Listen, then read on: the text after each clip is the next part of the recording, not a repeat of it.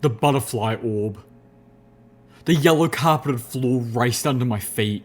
I could feel my nerves on edge. I found myself trapped in a small, utterly alien body as it darted between the hooves of a scrambling, panicking pony. A constant rumbling filled the air, mingling with cries and shouts from the ponies I was scampering through as I raced down the aisles between a city of cubicles.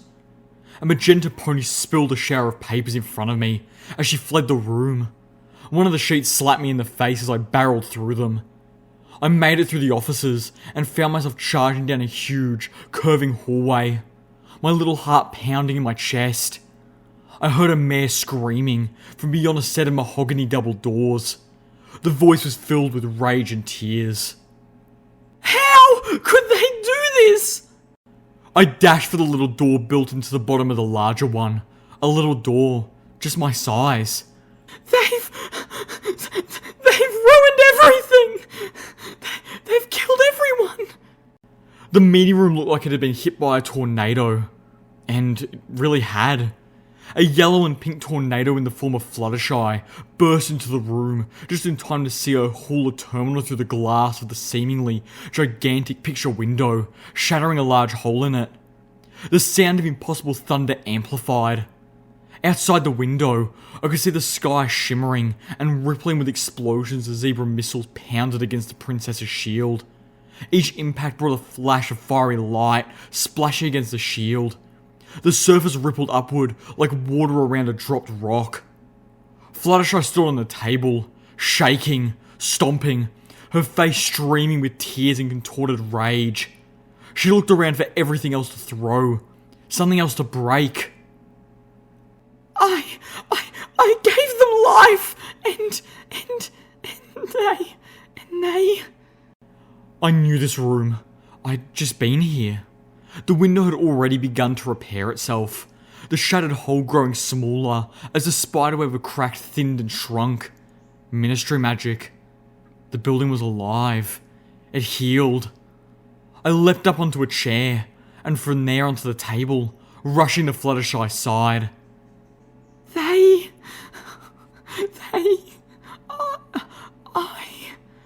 The poor Pegasus sobbed horribly, trembling on the verge of collapse. I did this!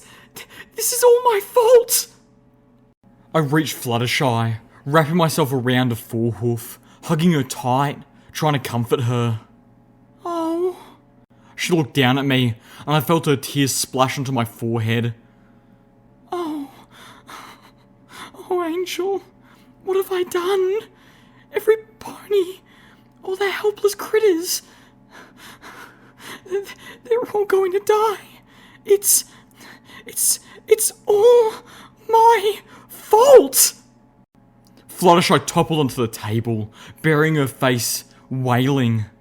Beyond her, I saw that fateful writing, communally assured, reciprocal existence. I held Fluttershy, stroking her anxiously, trying to help, feeling terrible. She didn't deserve this. This wasn't her fault.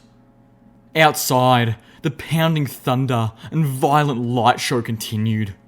With a bang, the second set of mahogany doors at the front of the meeting room slammed open as a white unicorn burst into the room, her gorgeous purple mane and tail looking frazzled, and a beautiful saddle purse hung next to the 3 diamonds of her cutie mark. Fluttershy! Rarity called out, looking around and spotting the crumpled, weeping Pegasus. Oh goodness. Rarity trotted up hurriedly. Fluttershy, darling, we have to go. She prodded at the sobbing, broken Pegasus. We only have half an hour before they're supposed to seal up Stable 1. We need to get inside, darling. I couldn't tell her that it was probably already too late. Leave me, Fluttershy whimpered. You go, Rarity. Save yourself. I deserve to die. Rubbish, darling! Rarity put her forehooves under Fluttershy's head, lifting her tear-soaked face. You deserve to live, darling. Probably more than the rest of us. I won't let you die here. Rarity? A tear dropped down one of Rarity's cheeks. I love you, Fluttershy, and I'm not going to let you stay. Rarity smiled softly, but her voice broke no argument. Now, darling, pull yourself together and come up with me, or I'll drag you all the way with my teeth. I looked between Fluttershy and Rarity, one paw still petting the yellow Pegasus gently. Vroom! All three of us turned towards the window. It had almost repaired itself, the hole near the size of a baseball. Outside, the shield continued to fluctuate under the massive, fiery barrage. Then, we saw it. A thick pink mist rolling over the city. It consumed block after block, flooding down alleys and boiling over the top of buildings. Rarity let out a gasp as a thick pink mist splashed against the towering Ministry of Image, breaking around it as the wave of pink rolled over the Ministry of Arcane Technologies, drowning it completely. I blinked, and the Ministry on the opposite end of Ministry Walks were gone. Then, the trees were gone. The pink cloud washed over the grassy park, the reflecting pool and all the panicked, terrified ponies below. The wall of pink rushed at us. The park was gone. Rarity gasped, this time spotting the hole in the window. She threw herself towards it. The trees were gone. Rarity slammed a full hoof over the window. The wall of pink hit the Ministry of Peace. There was nothing outside the window anymore.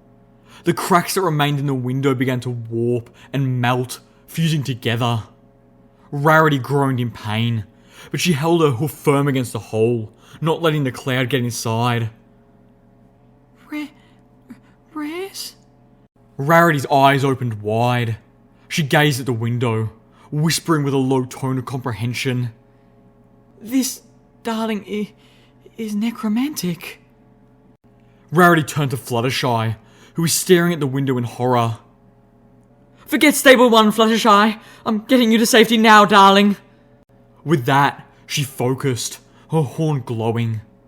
A flash of light burst around Fluttershy, and the yellow Pegasus was gone. I felt the worry and anger etch across my face. I scampered up to Rarity and kicked at her. She looked down at me, her horn glowing again as she opened up her saddle purse. Don't worry, Angel. I've sent her someplace safe. I kicked at her impatiently. Ow! Okay. I have sent her to Zecora's old hut in the Everfree Forest. Well, at least I got her very close to it. The zebras are attacking pony population centres. There are no ponies in that forest, so it is the only place I am sure they will not attack, darling. She smiled as she drew out a memory orb. Don't worry, Angel. I'll send you to her. But first, I need to leave a message for Twilight. Rarity stared down at me.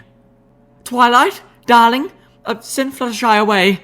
And if I can, I'll be going too. I don't want you teleporting around town looking for... Oh, this is bad.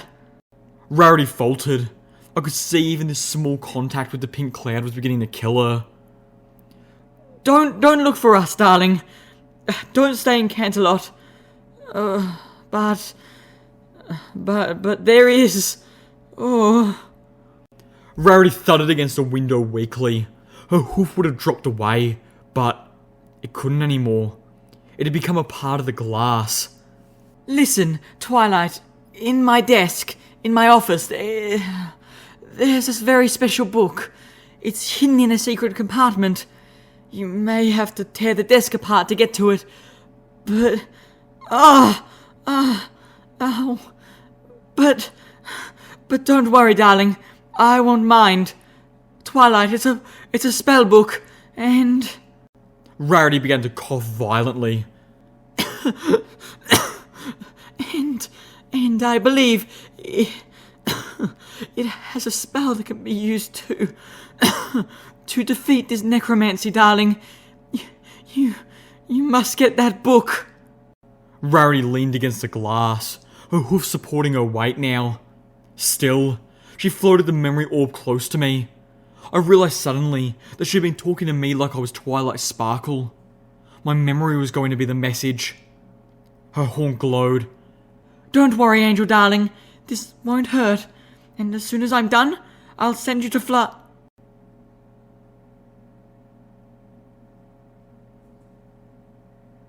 I groaned. My whole body hated me for still being alive. My headache had ratcheted up to the point where it was so hard to think straight. My right foreleg litched horribly beneath my pit buck. Everything else just hurt. Too much physical trauma in too short of a time period. My body was crying out for me to stop. I'd lost count of how many times I'd been shot, beaten, poisoned. Wounds that would normally take weeks or months to heal. Instead, I drowned myself in potions of magical healing, letting them mend everything and then throwing myself back into the fray. Pain had become as much of a companion to me as my friends. But these things, the broadcasters and the pink cloud, were so much worse. They tore me apart in ways a bullet could never, attacking me everywhere at once, attacking my magic, attacking my brain. Even with potions of healing and restoration, I couldn't help but feel that deep and permanent damage was being done. I wasn't going to live to a ripe old age. One day, everything I'd been putting my body through would catch up to me, and I would die young. Part of me wanted to quit while I was ahead, but every part of me knew I could never quit. Quitting was surrender. I couldn't even rest, as much as I knew I should. Every day I rested was a day that others whom I could have saved would die. If I'd rested even an extra hour, the young zebra would have been slain by those bloodwings. If I'd rested an hour less, I would have been able to save his friends as well.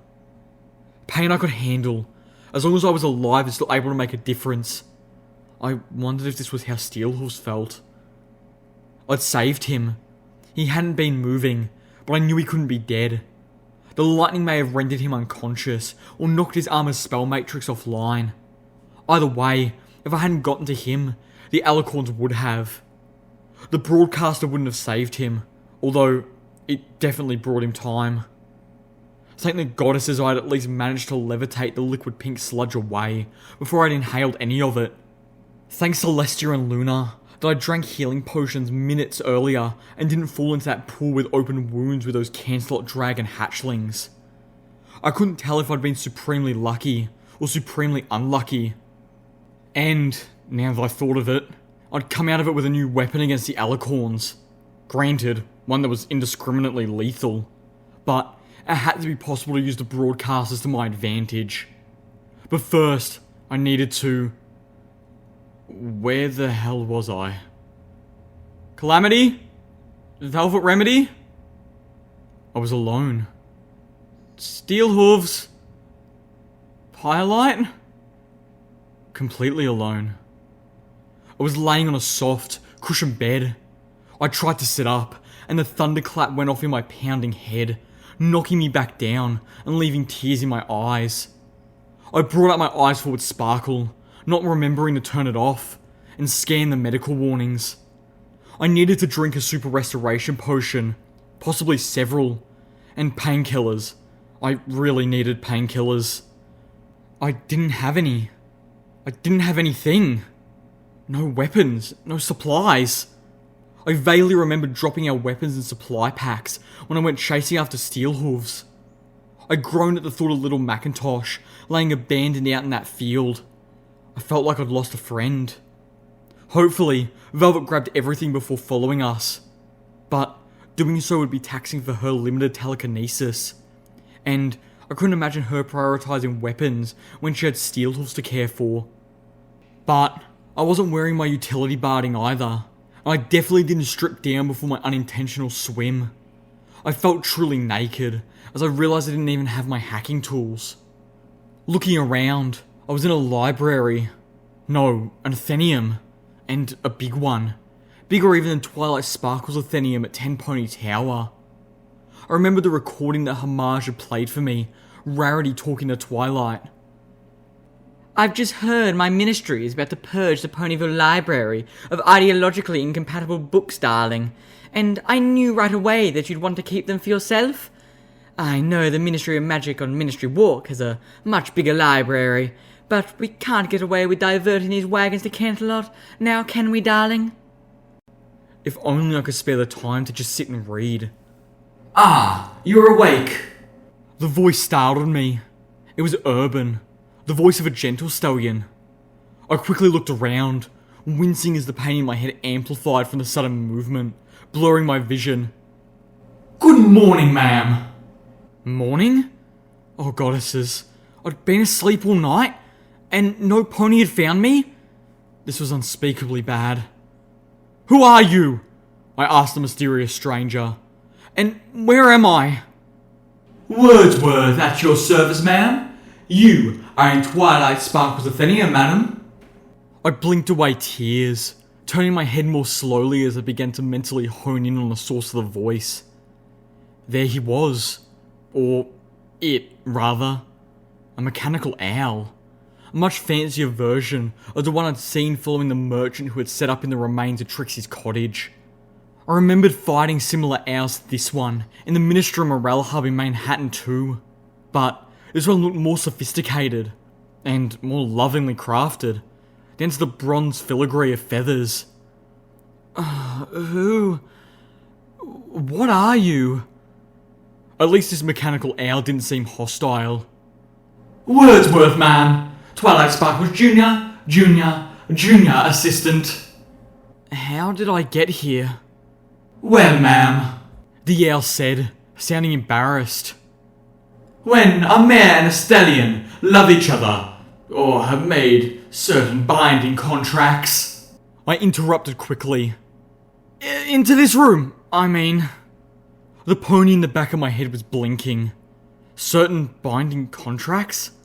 But then, this was Canterlot, home of royalty and nobility. You were teleported here, ma'am. Security protocols. The Ministries under lockdown. All visitors and staff are teleported to their proper areas, and intruders are remanded to secure containment areas. Cells, he meant. The itching under my pitbuck was driving me crazy. Further questions revealed that the lockdown had been running constantly since the environmental catastrophe over 200 years ago. Furthermore, all the teleportation zones were inside the Ministry building, but Wordsworth couldn't tell me where any of the others had been sent. Neither could the owl give me a satisfactory explanation of how I had raided teleportation into Twilight Sparkle's private library. I got the sense that the security system wasn't functioning quite the same way it was supposed to. It had degraded under centuries of continuous operation. I was probably lucky I hadn't been teleported into a bookshelf. Or into a wall. And what about my clothing? All foreign objects bearing trace amounts of toxins were teleported to sanitation. I would like them back, please. Certainly, ma'am. Wordsworth responded pleasantly. Sanitation has been completed. They will be returned to the wardrobe immediately. Another fear shot through me. If this magical security system stripped me of my armor, then would it try to strip Steelhorse's armor off of him? Or would it recognize something melded to him as integral? That was, assuming Velvet Remedy was able to get him the safety of the Ministry building. My mind conjured the alarming image of Velvet running into the Ministry, levitating Steelhorse behind her, only to be teleported away, leaving Steelhorse helpless outside on the doorstep. If he was inside, and still alive, for those definitions of alive that include Canterlot ghouls, then he was separated like the rest of us. My friends could be anywhere in this building. Again, I remembered that they had all night to try and find me. The fact that they hadn't most likely meant they were in bad shape. I moaned and tried to sit up again.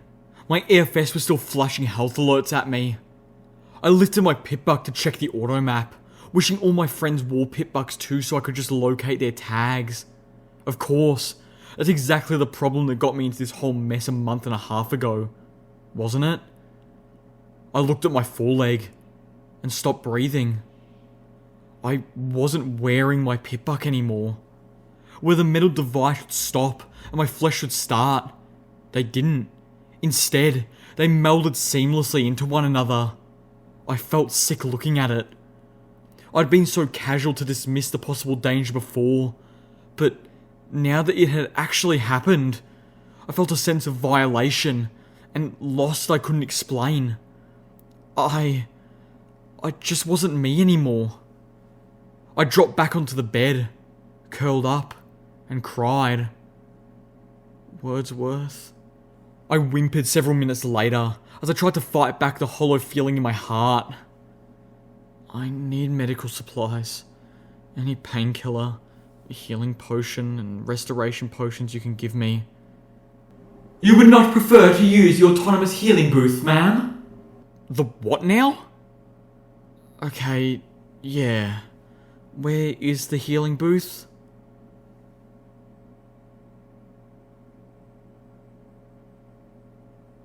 Never again. I felt better, physically, than I had in weeks. Psychologically, I was shrunken to the point of collapse. The healing booth was a solid metal tube, barely bigger than a pony. Stepping into it had been like stepping into my own coffin. The air had been stifling, even before the door slid closed behind me, plunging me into darkness. I had never felt claustrophobic before. If anything, I was prone to sudden onsets of agoraphobia. But in that metal casket, in the absolute darkness, with the sounds that horrible thing made. And then I started to feel the magical energies prodding me, washing over me like some sort of slimy, alien massage from an invisible and horrible creature. Never, ever again. Even though my body felt better, I knew I would have nightmares for weeks. I could already anticipate waking in cold sweats, feeling the dream terror of being trapped endlessly in that autonomous healing station. It had worked perfectly as it was supposed to, and yet manticores couldn't drag me back into one if I was at the edge of death. I shuddered to imagine the horror one of those things could inflict if it wasn't functioning properly, if it malfunctioned or suffered degradation from the cloud. I felt myself shiver. The walls were covered in a soft, velvety cloth, burgundy in colour with sparkling accents that gave the hallway a rich, luxurious feel. Oil paintings hung on the walls. I passed a spot where a large oval of darker cloth betrayed the removal of what had probably been a portrait. Ahead of me, the hallway ended at the door marked spell testing. Some pony had scrawled the words spell in a box on the door in what looked like dried blood. From the end of the X, the blood streaked down to meet a dark stain on the floor. Not a good sign, I muttered to myself. I was appropriately creeped out. As I approached, I could hear the faint hissing sound coming from behind it, like 100 dying snakes. I stopped, psyching myself up, taking deep breaths, and opening the door with a distance with my magic. Through it, I could see another door at the far end of a laboratory. One more deep breath, and I broke into a run. I galloped through the doorway and into the lab, my ears filling with the sound of static. The headache that the healing station had rid me of returned with a passion, accompanied by a familiar pressure in my horn. I didn't have a firearm, no way to take out the speaker. I just had to get through the lab and out of its range before it could kill me. Blood began to tint my vision as I reached the opposite door. It was locked. I telekinetically fumbled at the lock, the pain in my horn escalating, the deadly effect of the broadcaster tearing at my brain. I'd spent nearly an hour in the healing station, and for the first time since leaving Ten Pony, I'd actually felt healthy. I'd been allowed to enjoy that sensation for less than 40 minutes. I unlocked the door and pushed it open, stepping out of the lab and outside of the speaker's kill zone. I panted, leaning against a railing, blinking away blood and tears. Then, I looked down into a grand hall, lined with sweeping staircases. Below me was a fountain similar to the one in Homage's foyer. Only, the statue here was of two identical unicorn mares frolicking. On the walls to each side were oil paintings, including a royal portrait of a smiling, green-coated unicorn mare with a darker green mane. Hanging opposite that was what appeared to be the same mare, only with the colours of her coat and mane swapped. "Velvet!" I called out. "Calamity! Any pony home?" My voice echoed in the stately and empty corridor. At the end of the grand hall, in the crux of multiple stairwells that spread out like butterfly wings, was a very important looking, high arched set of double doors, flanked by 2 unicorn busts. I was unsurprised that they were locked. I was very surprised when the moment I started to pick the locks, 2 magical energy turrets dropped down and started shooting at me. I was immediately thankful that my armoured utility barding had been returned, as I spun and dove over the railing of the nearest stairwell, catching myself with my levitation as soon as I was behind cover. I suppose I should consider myself lucky that my barding hadn't been submerged in the pink pool long enough to fuse to my body, and that my hacking and repair tools had likewise not been fused together and otherwise warped into uselessness. Having my pip-buck melted onto my arm was a brutal enough blow, and I never wanted to take it off. Yeah, that would have made my relationship with Homage really difficult, My Little Pony teased. I shushed her, annoyed, and turned my focus to unlocking the door from safety. It was proving a tough lock, but I'd faced one tougher already today. I saw a purple flash from above me and heard a crackle. This door had magical defences beyond just the turrets. If I'd been trying this with my trusty screwdriver and bobby pin, I would have been in a bad state. Click. Yes! I eased myself to the floor, turning my focus to the fountain. The glow of my magic washed over the pool of water. I lifted the water into the air, using it to shield me overhead as I galloped back up the stairs. The magical energy turret spotted me and started to fire, each shot evaporating part of my shield in a puff of steam. By the time I got through the door, there was barely enough left to fill a wastebasket. I was so thankful there weren't more turrets waiting inside. Instead, I found myself in what quickly deduced was the head researcher's office. Bookshelves, filing cabinets, tapestries, arcane spellwork tables. The room was laid out symmetrically around a carpet with an intricate star pattern of alternating colours. 2 rather impressive desks faced each other, with oil paintings of the same green ponies hung on the walls behind them. Not portraits this time, but full paintings, which allowed me to see their matching cutie marks, spiralling magical sparks intertwined with each other. On each other's desks sat a terminal next to a glass placard with the name sealed inside, made out of sparkling and glitter. Gestalt and Mosaic. Trotting around the desks, I spotted a weapon display case and several ammo boxes. Inside the display case was a magical plasma rifle and a multi-gem magical energy shotgun. The latter reminded me of Gord's gun. It took me less than a minute to make them mine. I was tempted to run back upstairs and shoot the damn death speaker. I wasn't very good with magical energy weapons, but I was sure I could take out a stationary target at close range. Moving to Mosaic's terminal, I drew out my tools and began to hack it. Mercifully, the pink saturated water that bound my pip-buck to me did not seem to impair its functioning. Stapletech didn't fool around when they made pip-bucks. The devices had a durability somewhere between steel hooves and a soul jar.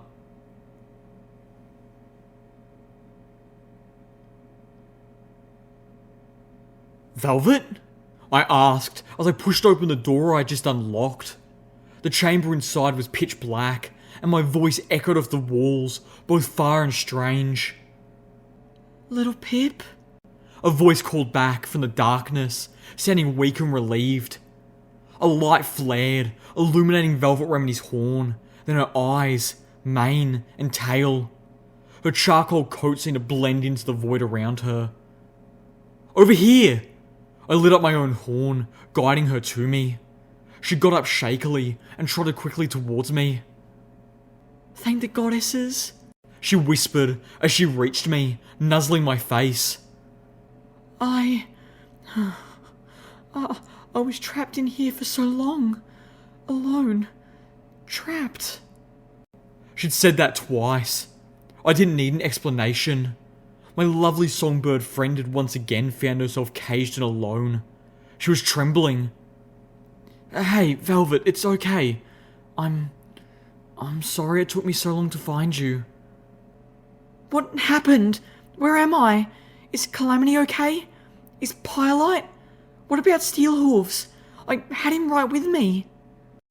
I lifted a hoof to her muzzle, quietening the flood of questions, then wrapped her in an embrace. I wasn't surprised by how she folded into it. I was surprised how quickly she regained her composure, pushing me away. Thank you, little Pip, but the others are who are important right now. I nodded and began to fill her in. Thanks to the terminals of Mosaic and Gestalt, I had a pretty good idea of where every pony was now. Velvet Remedy had been trapped in one of the megaspell casting chambers that filled this entire floor. Steelhorse was somewhere in the Arcane Technologies research labs, 2 floors below us. Calamity was somewhere in the basement, which included prisoner containment, Ministry security, high security storage, and, incongruously, the Ministry kitchens.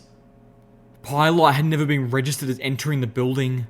Either, she never got inside, or the security system had a phoenix-sized hole. Something had apparently gone seriously wrong in the basement. All the security systems had been rerouted to the terminals of Mosaic and Gestalt, and communication with the basement had been severed. The Unicorn twins had not only been the head researchers for the Ministry of Arcane Sciences in this hub, but for the Ministry as a whole. It appeared they were regularly left in command of the Cancelot hub, particularly while Twilight Sparkle was away at the Ministry hub in Manhattan. As best as I could tell, they weren't actually in the Ministry when the lockdown started, but I was able to lift it by issuing simultaneous commands from both their terminals. Thank you again, telekinesis. As I finished telling Velvet Remedy what I knew, she looked at me curiously. Why didn't you have Wordsworth send you all of our equipment? I blinked, then face-hoofed. Yep, because I'm not a clever pony.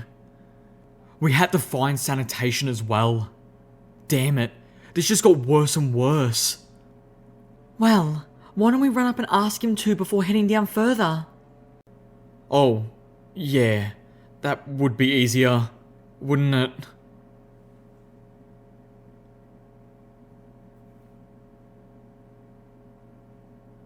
I dropped everything I was floating, except the 2 magical weapons, and dashed into the lab. The static doom of several broadcasters ripping apart my head and driving spikes into my horn. It was a repeat of 3 floors above, only this time I had a magical shotgun. I spun, looking around for speakers, radios of skeletons with broadcasters attached to their civilian model pitbucks. Fascisht! I fired at the pitbuck-clad foreleg of a unicorn skeleton. The short-range multi-blast of magical energy turned bone and broadcasted to slag. Fascisht! Fascisht! One shot missed the table radio completely, hitting a chemistry set 3 tables over, causing an explosion of glass and coloured steam.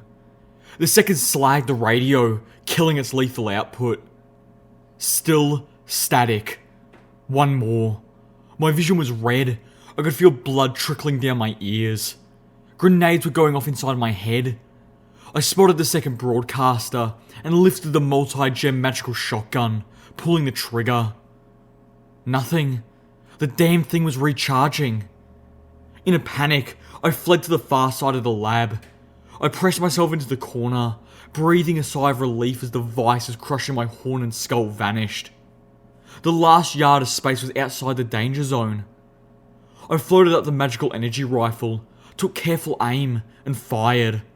And continued to fire, reloading twice, until I finally hit the little fucker. Safe now, I called out. Velvet Remedy entered the lab and began to search it as I slumped in the corner and waited for the headache to die down more. She was wearing her medical boxes again and started gathering supplies from the identical yellow medical boxes on one wall. So, I gasped.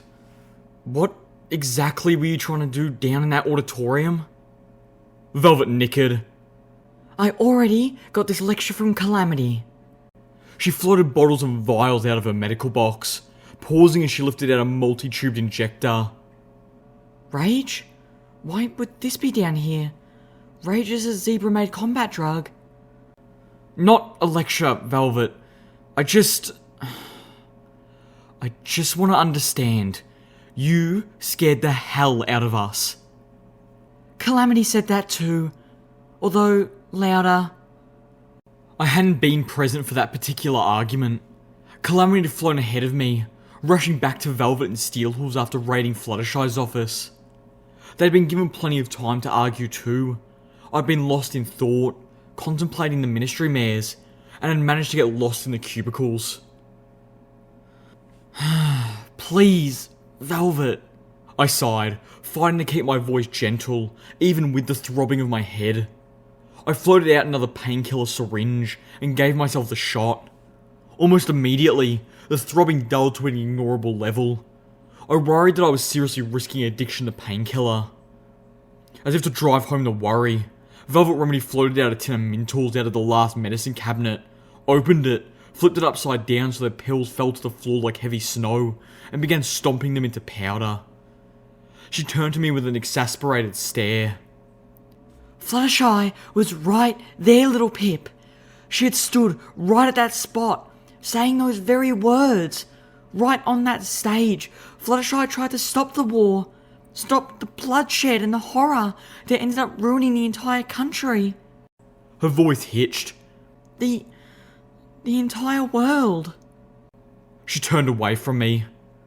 You wouldn't understand.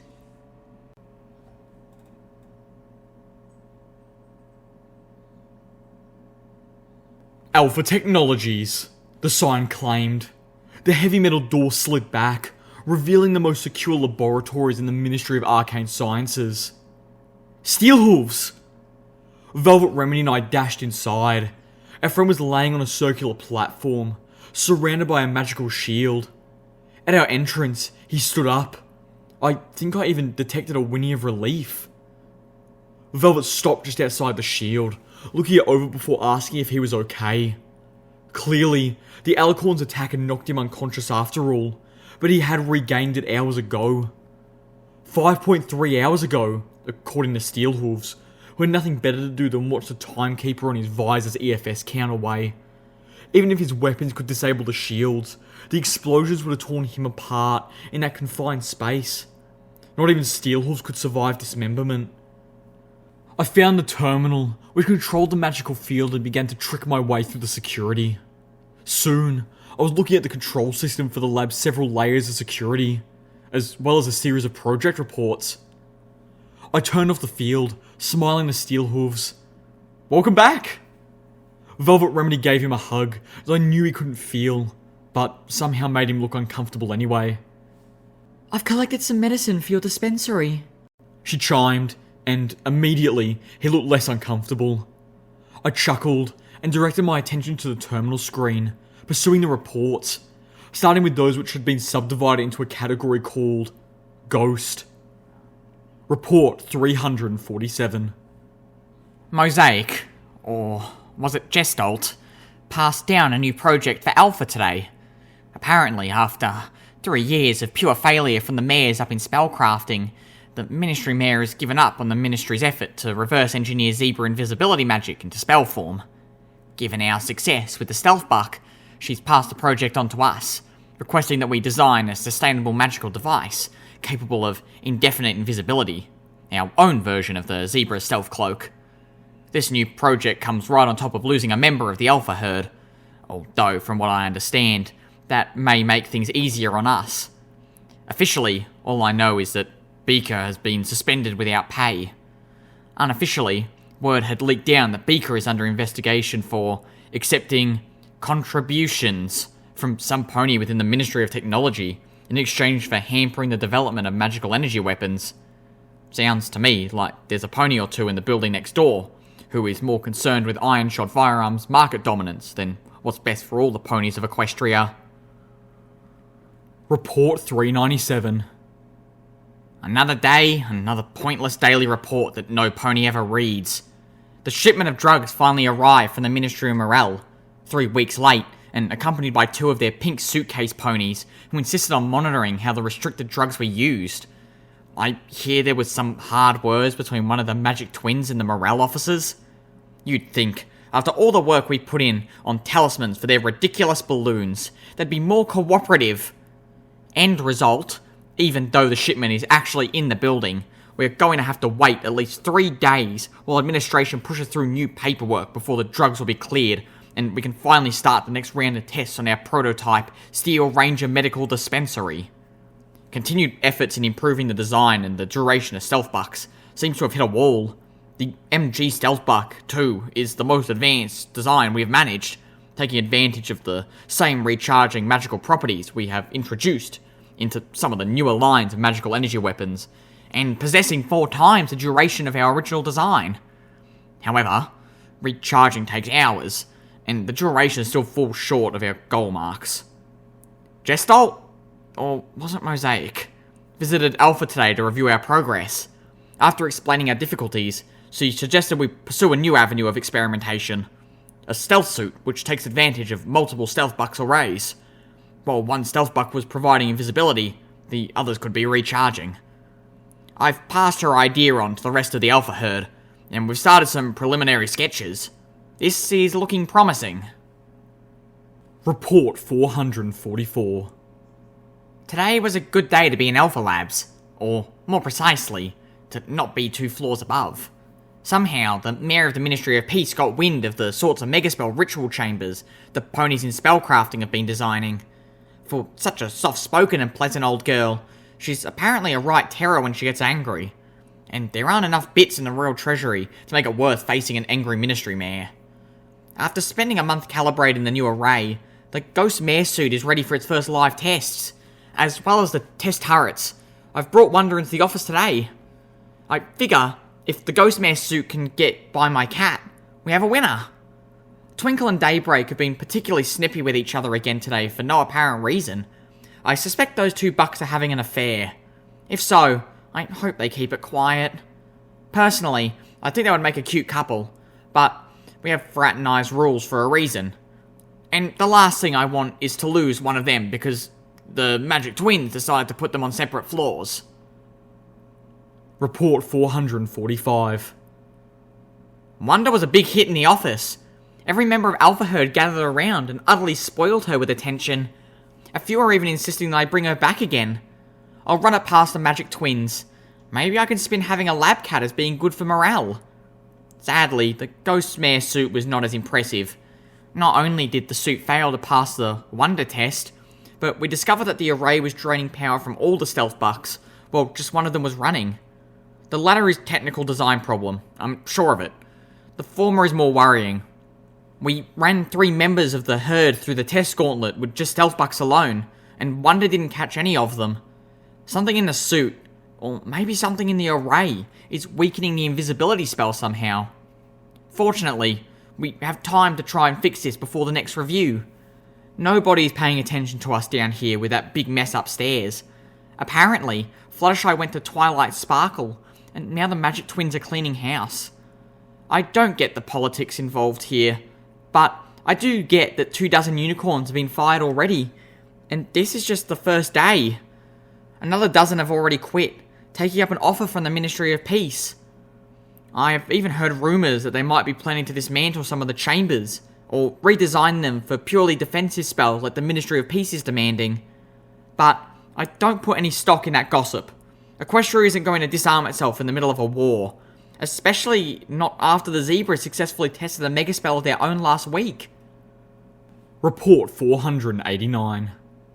Thanks to Wonder, we have finally gotten insight into the one issue plaguing the Ghostmare suit project. Apparently, the magic of Zebra self-cloaks is also designed to mitigate sound and smell. During the development of the Stealth Buck, we had noticed a difference in the muffling effect between the Zebra artifacts and our own devices.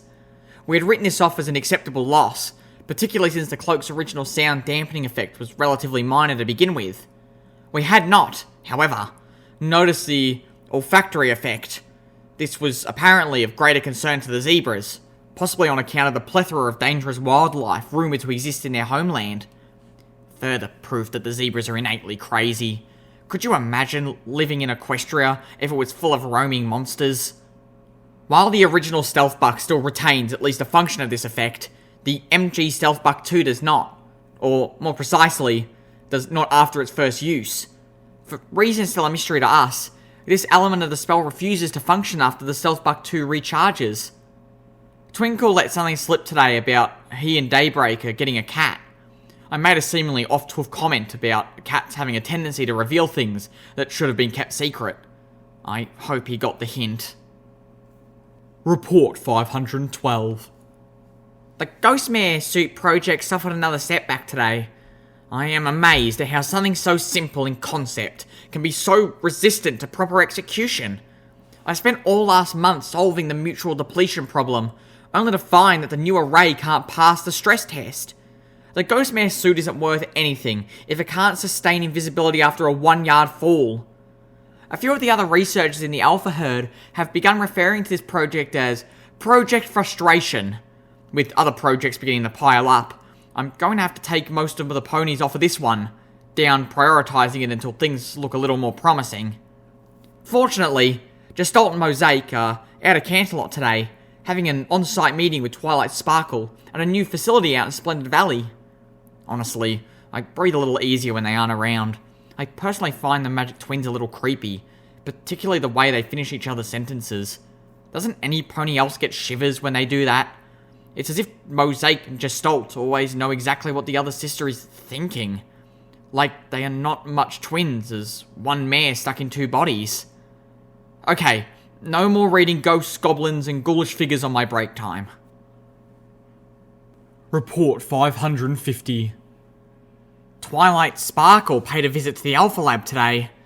To my dismay, she asked for an update on the Ghostmare suit project. She had apparently hoped we were much further along, and had wanted to bring Rarity, the mayor of the Ministry of Image. What the hell? For a consultation on the suit's aesthetic design. Seriously, the suit's supposed to be invisible. Who the hell cares what it looks like? Twilight Sparkle asked me to put up with the nuisance anyway, and give Rarity our full attention and respect. Afterwards, Daybreak suggested Twilight Sparkle was looking for a way to cheer up her friend, saying something afterwards about Rarity having been a dressmaker. Honestly, I have no idea how dumping more work on some pony in that position, particularly if it is so pointless work, could possibly cheer a pony up. On the other hoof, the idea that one of the Ministry mares might be suffering wartime stress disorder is terrifying, so I told Daybreak to keep that opinion carefully under wraps. While Twilight Sparkle was clearly disappointed with our progress on that particular project, at least she was understanding. And she was considerably more pleased with our other projects, such as the multi-gem heavy infantry battle saddle. Alpha Labs has continued to show a great deal of success in other projects, so I don't think we'll face any serious repercussions. She did, however, ask if there was any pony I believed we could spare to join the spellcrafting lab above us. Apparently, they are researching something called a bypass spell, and have reached a point where they need a fresh mind. I told her I would get back to her on that.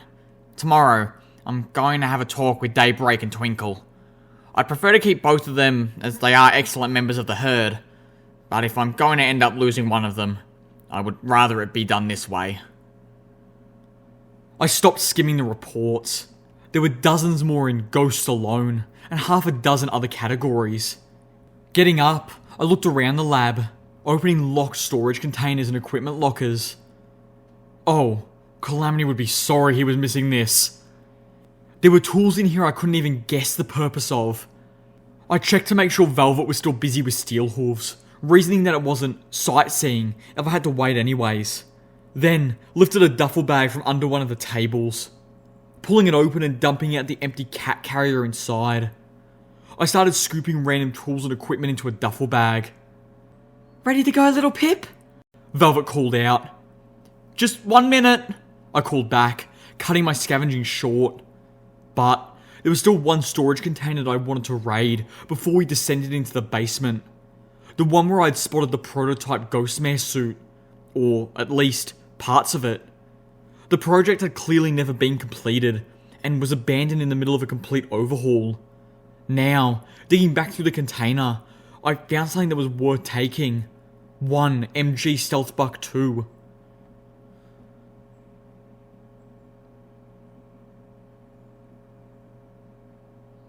With a grunt, Steelhorse forced open the elevator doors, and the 3 of us looked down the dark shaft. Midway down, a field of blue energy cut horizontally across the shaft, blocking our way down. I sighed, unsurprised. We'd tried the stairwell to the basement already, only to find a thick metal door had slid into place, cutting off access. The entire basement was locked down tight. The only way in was to be teleported there by the Ministry building security, and I'd yet to find a way out. Look at the cables. Velvet whispered.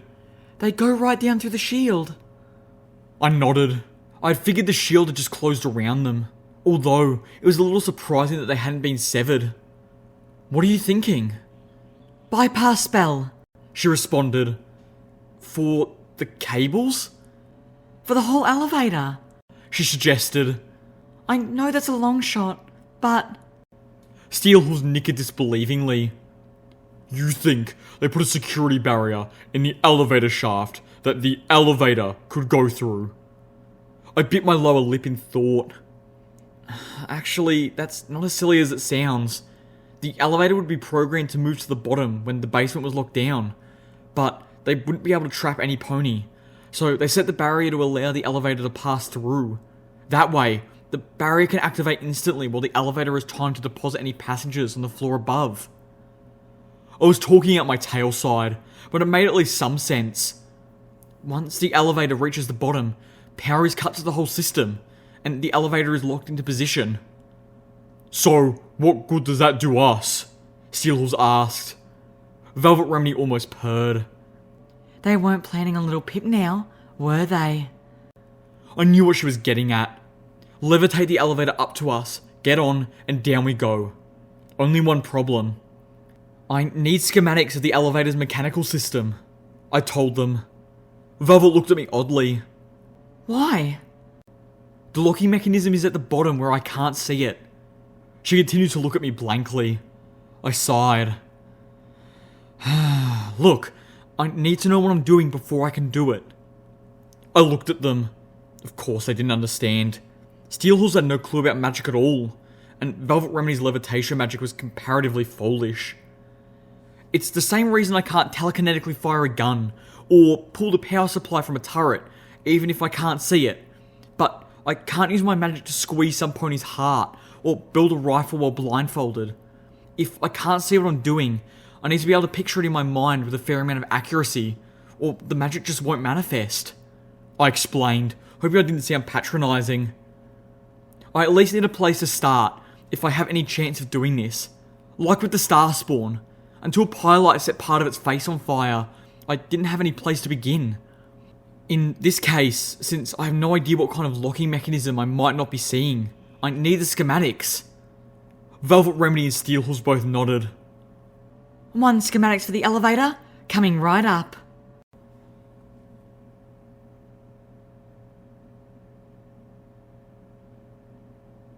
Oh, goddesses. Velvet Remedy whimpered. Little Pip. I was studying the elevator schematic Steelhorse had found on my pip bark. Velvet had been watching me, and I realised what she had seen. I looked at her, then looked away and nodded. I didn't have to say anything. Steelhorse whinnied. I put up a hoof, signalling for him to say nothing. I didn't know if his words would be an "I told you so" or a guilt-laden apology, but I didn't think I could handle either. I had saved him. It had cost me a bit of my poniness, but what was done was done. I couldn't say I didn't regret it, but I could say I would do it again, even knowing the outcome.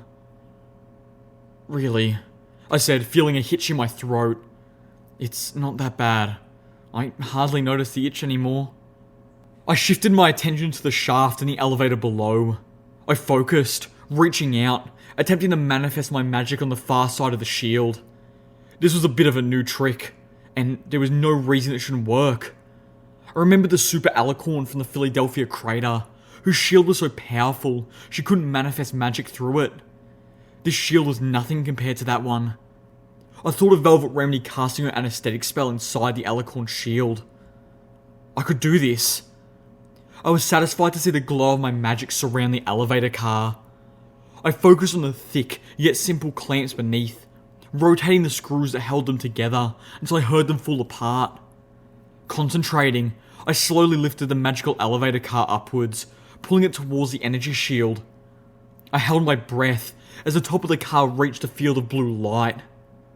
Moment of truth. Was Velvet right? The car continued to lift, gliding through the shield as if it was nothing but a film of water. I exhaled gratefully. In moments, it was hovering in front of us. I pushed the car's clattering gate open. "Fillies and gentle colts," I announced with a sweeping bow. "Your chariot awaits."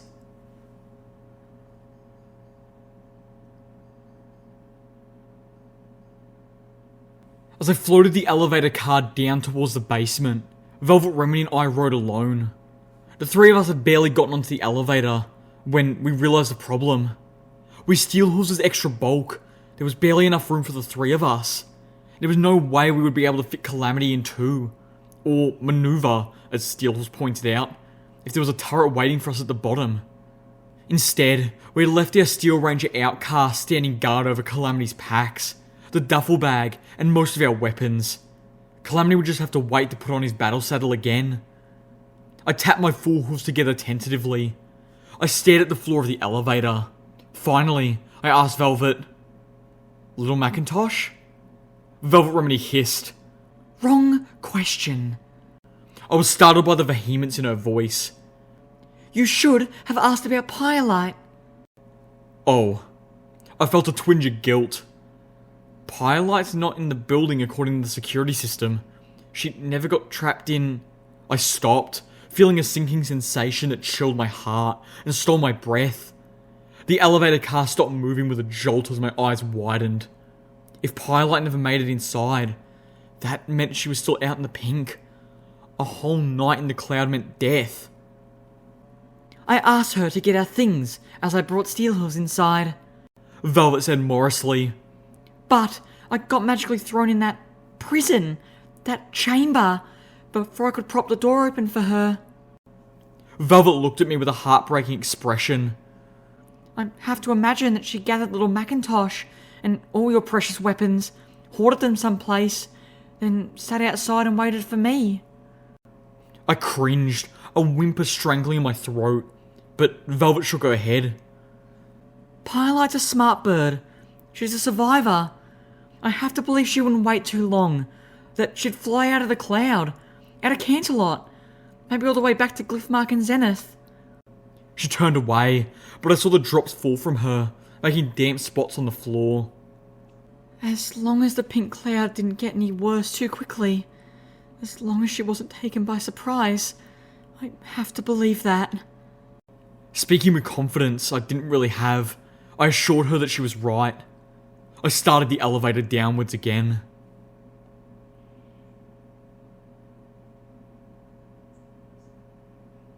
Tell me where it is. The mayor's voice called out, grating across my brain. My ears had popped. Clank. No! The Trixie-like second voice echoed in my head. The air shimmered around us. My lungs had fought for breath. Clink. Clank.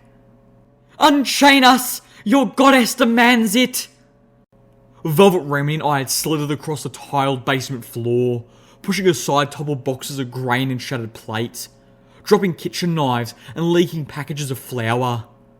At first, we had crouched to be stealthy, but now we did it just to breathe. No, if I unchain us, you'll kill us both.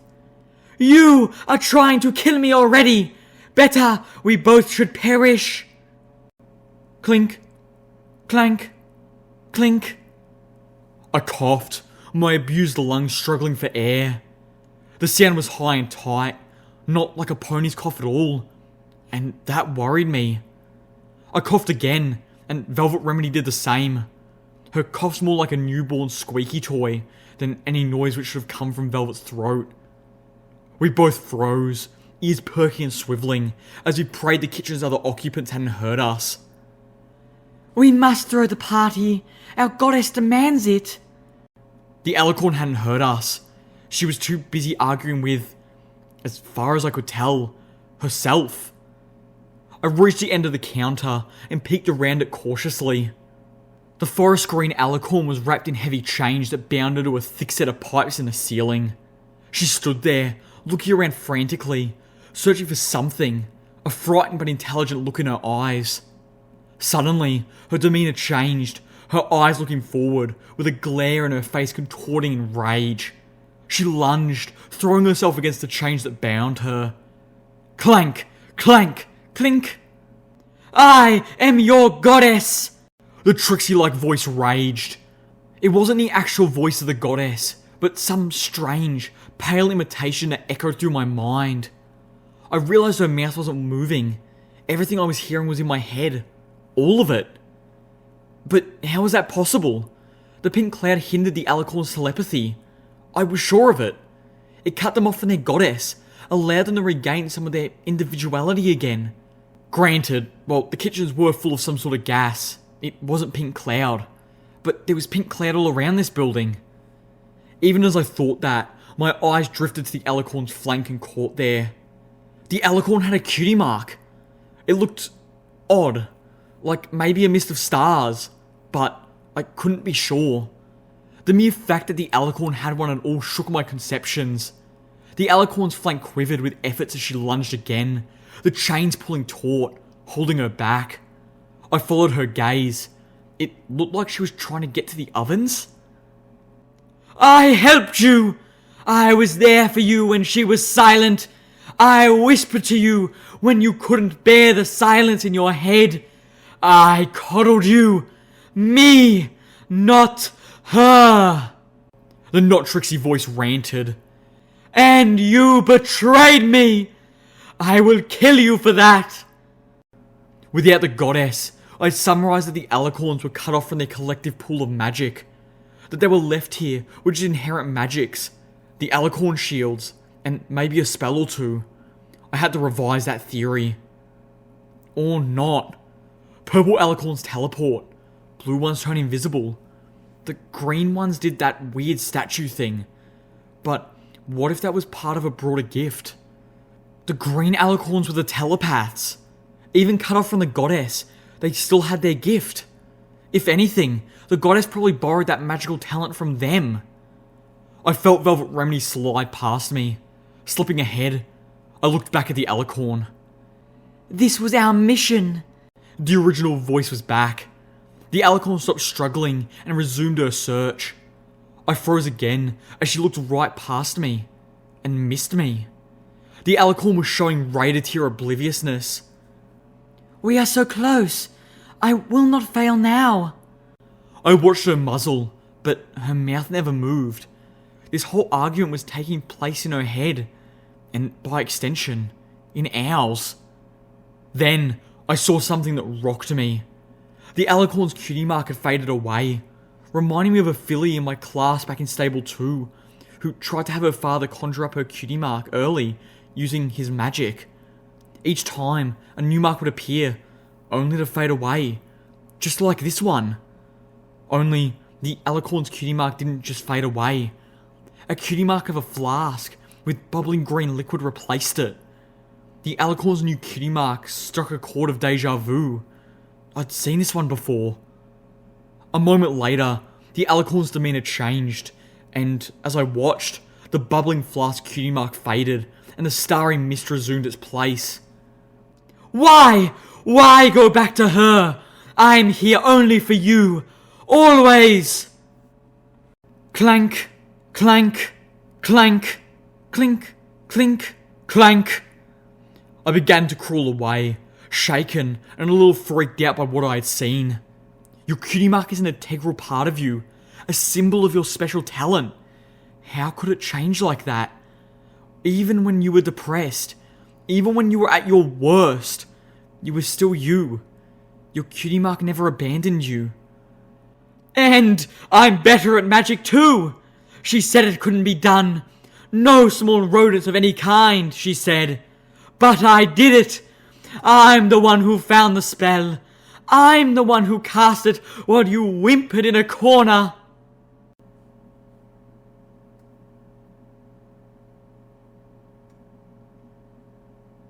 Calamity was curled up in a far corner of a small cell, behind both a magical shield and a locked gate. I had to hold my breath while I hacked the security terminal that dropped the shield. At even a yard up, the air became impossible to breathe. Cracking the computer took me several tries. It was difficult to concentrate, especially with the Alicorn telepathic argument being broadcast non-stop in my head. The moment the shield vanished, Velvet and I scrambled on our bellies to his cell. Velvet reached her hooves between the bars, touching them to his head as he slid close. "Don't," he squeaked, seeing me eye the lock. I froze, not from his warning, but the high-pitched, squeaky voice that came out of his muzzle. Hydrogen. He squeaky warned. The air is full of it. One spark from your gun, on your horn, and we all roast. It was like listening to a small woodland creature, only cuter and sillier. I snorted, trying to hold in a laugh. I tried to distract myself with the seriousness of the situation. "You'd think," the terminal entry had said, "after all the work we put into talismans for their ridiculous balloons, they'd be more cooperative." the Ministry of Magic had created hydrogen talismans for the Ministry of Morale. There was probably one in high security storage down here, and it had been activated. But if I couldn't use magical weapons, how was I going to get Calamity's cell open? Better figure something fast, little Pip. The woodland critter voice coming from Calamity insisted. This place is gonna become unbreathable. Give it another hour. I reckon the only reason it took this long is cause this place is huge. I covered my muzzle with both forehooves, tears in my eyes. I can't mention of there being a hangar down here. He added squeakily. That did it. I couldn't hold it in anymore.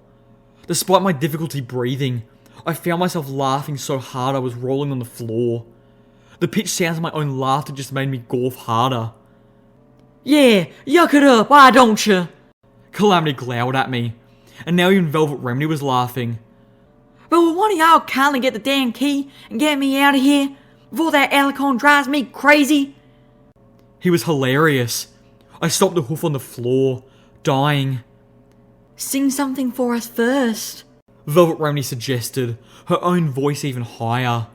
Calamity snorted.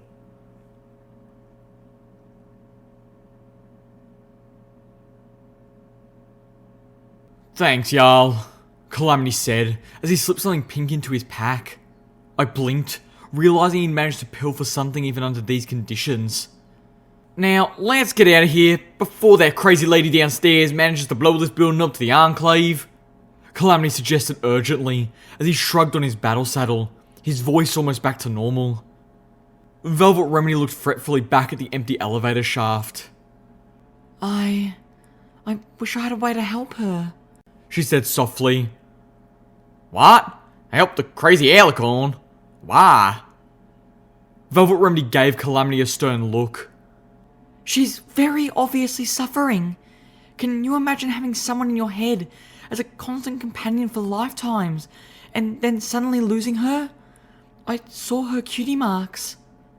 Marks? Calamity asked. As in, plural? Velvet Remedy nodded. One of them was from one of the ponies of those videos the goddess showed us. I believe that Alicorn was the first. She's had the goddess in her mind for centuries.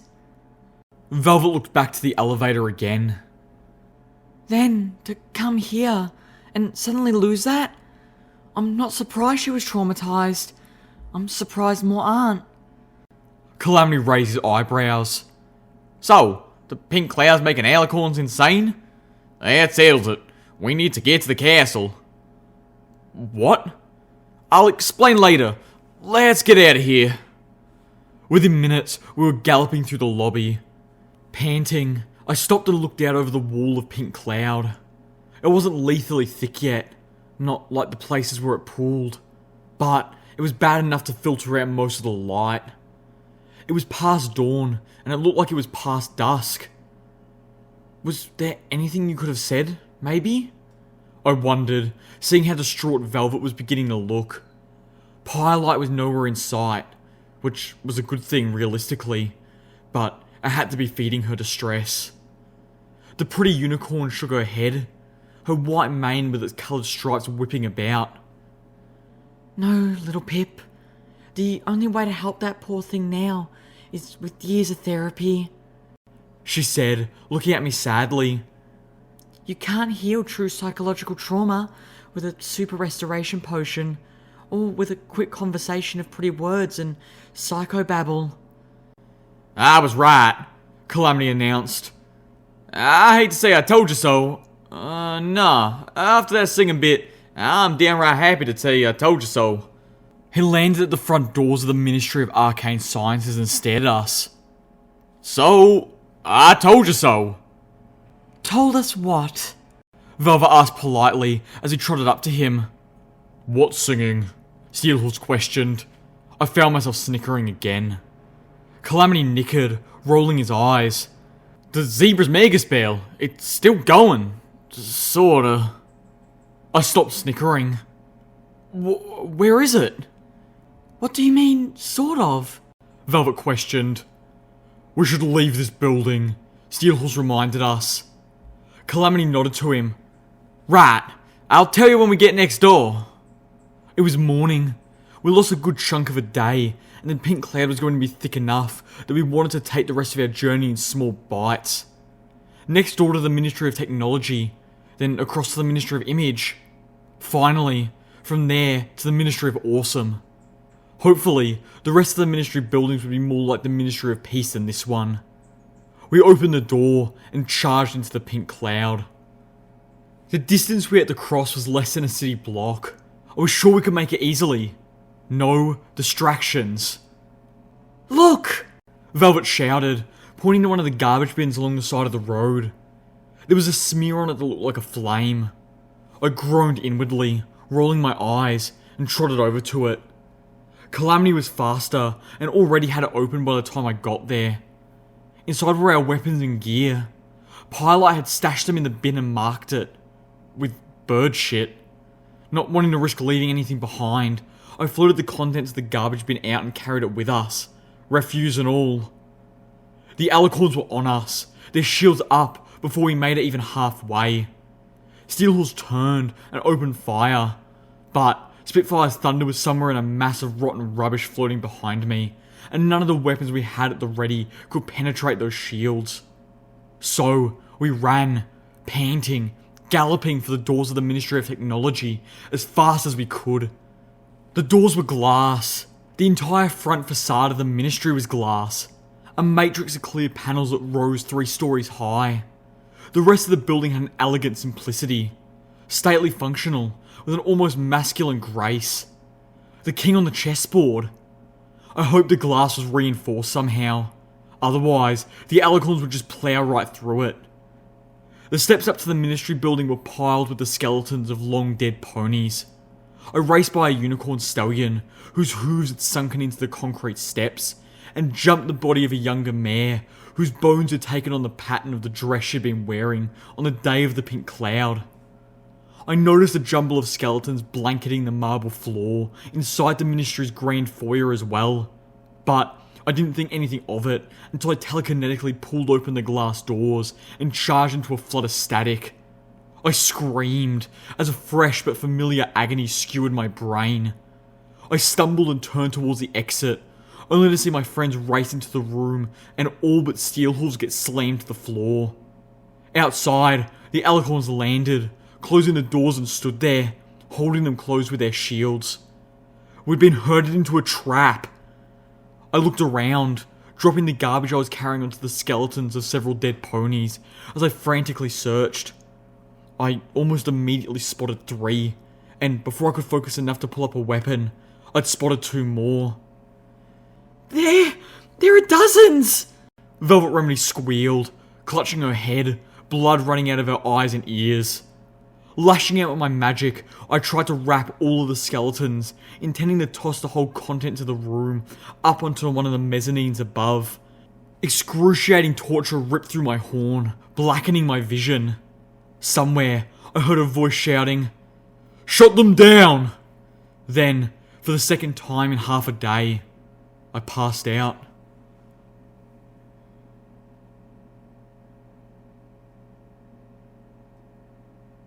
The Star Orb. I was locked into what seemed like the longest, most boring memory ever. My host was skimming over sheets of paperwork, non-disclosure contracts, agreements to drug and loyalty testing, acceptance of possibly mandatory relocation, and so on. Each sheet bore an emblem of a large star, ringed by smaller ones, and is circumscribed by a horn and wings. Each had the header of an official Ministry of Arcane Technologies document. My host was either a speed reader, or she wasn't really reading that closely. Occasionally, she would look up, glancing sheepishly at the bored mare sitting behind her desk, or watching the door beside the desk. The first time she did so, I realised I knew where we were by the fanciful design of the door and the ornate lighting. This was Temponi Tower. My host never looked up long enough before returning to the clipboard filled with paperwork. Every so often, she would levitate a quill, dipping it in ink, and sign her name. Trixie. We looked up, Trixie and I, when the door opened and a smiling Twilight Sparkle stepped out. Trixie, I'm so glad you could make it. I wouldn't have missed this opportunity. We quickly signed the last page and floated the clipboard to the mayor at the desk, who was now sitting at the sort of alert attention that only comes from ponies who were slacking just before their boss walked in. Please, Trixie, come in, Twilight said, standing aside. Slowly, almost humbly, Trixie stepped through the doorway. Inside was a nice office, not ostentatious in the slightest, mostly filled with shelves holding books and various knickknacks of magical or personal importance. As Trixie's eyes wandered over the room, I spotted a jar with several delicate purple-spotted lavender shards floating in preserving liquid. The jar was labelled Spike's Egg. Twilight Sparkle walked in behind us, closing the door, and moved around to sit at her desk. She looked over her desk with a slight frown, and, apparently deciding it seemed too formal, walked back around the desk, sat on a floor cushion, offering another to Trixie. Miss Sparkle. Trixie began. I could feel her nervousness. Oh, please, call me Twilight. She beamed. So, tell me, been working on any new tricks lately? I felt my host stammer a moment, then draw herself up, breathing deeply. With a prideful voice, she boasted, Why, yes! In fact, just the other day, I invented an invisibility spell. Would you like to see it? Twilight Sparkle blinked. You invented an invisibility spell? Indeed! Have you ever known another unicorn to do this? I felt the surge of magic as my host cast her spell. Twilight Sparkle gasped. Trixie, you're actually invisible. Twilight reached out, prodding us with a hoof, making sure we were actually still there and hadn't just teleported away. That's amazing. I felt the spell ebb then collapse. It clearly wasn't long lasting. Still, Trixie sat up, smiling broadly. See? Am I not still the great and powerful Trixie? Twilight gazed at her. As seconds ticked by, I could feel sweat bead on my host's forehead. And you invented this spell yourself? Why, yes, I... All at once, Trixie seemed to deflate. No... She stared at the floor, scuffing at it with a hoof. I mean, yes, I created the spell myself, but only after I got a hold of one of those new stealth bucks and figured how to cast some magic myself. Twilight's expression softened. Thank you for being honest with me, Trixie.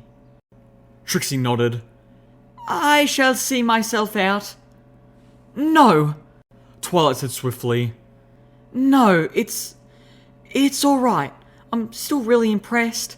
Those stealth bucks were created by my ministry. Trixie winced. And we reverse engineered them from zebra magic. But none of my unicorns have ever been able to recreate it in spell form. I have a whole division in Cancelot who have spent years trying to do what you just did, and are failing. Trixie looked up, surprised. I felt a burning in her eyes. She was holding back tears. What you have just done is incredible. You should be proud. And don't be nervous. You've already got the job, Trixie. Twilight Sparkle smiled. That is, if you still want it. I hope all that out there didn't put you off. Oh no, not at all. Trixie said hurriedly. I really want to work for the Ministry. Your Ministry. Then, in a softer voice, And I need this job. Oh dear. Twilight Sparkle's eyes widened. Trixie, what happened? Well, you know, She sighed. things did not go well for me after Ponyville. I'd lost my home. Word spread about how you defeated that Ursa Major, and how She shook her head. I was a laughingstock. Only I was too proud and blind to see it.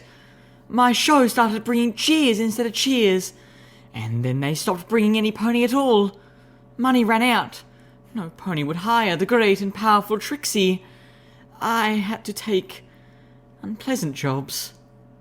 Trixie looked aside. Things actually got better for me after the war started. Ponies stopped caring about my reputation. It was long enough, and they had other things to hate.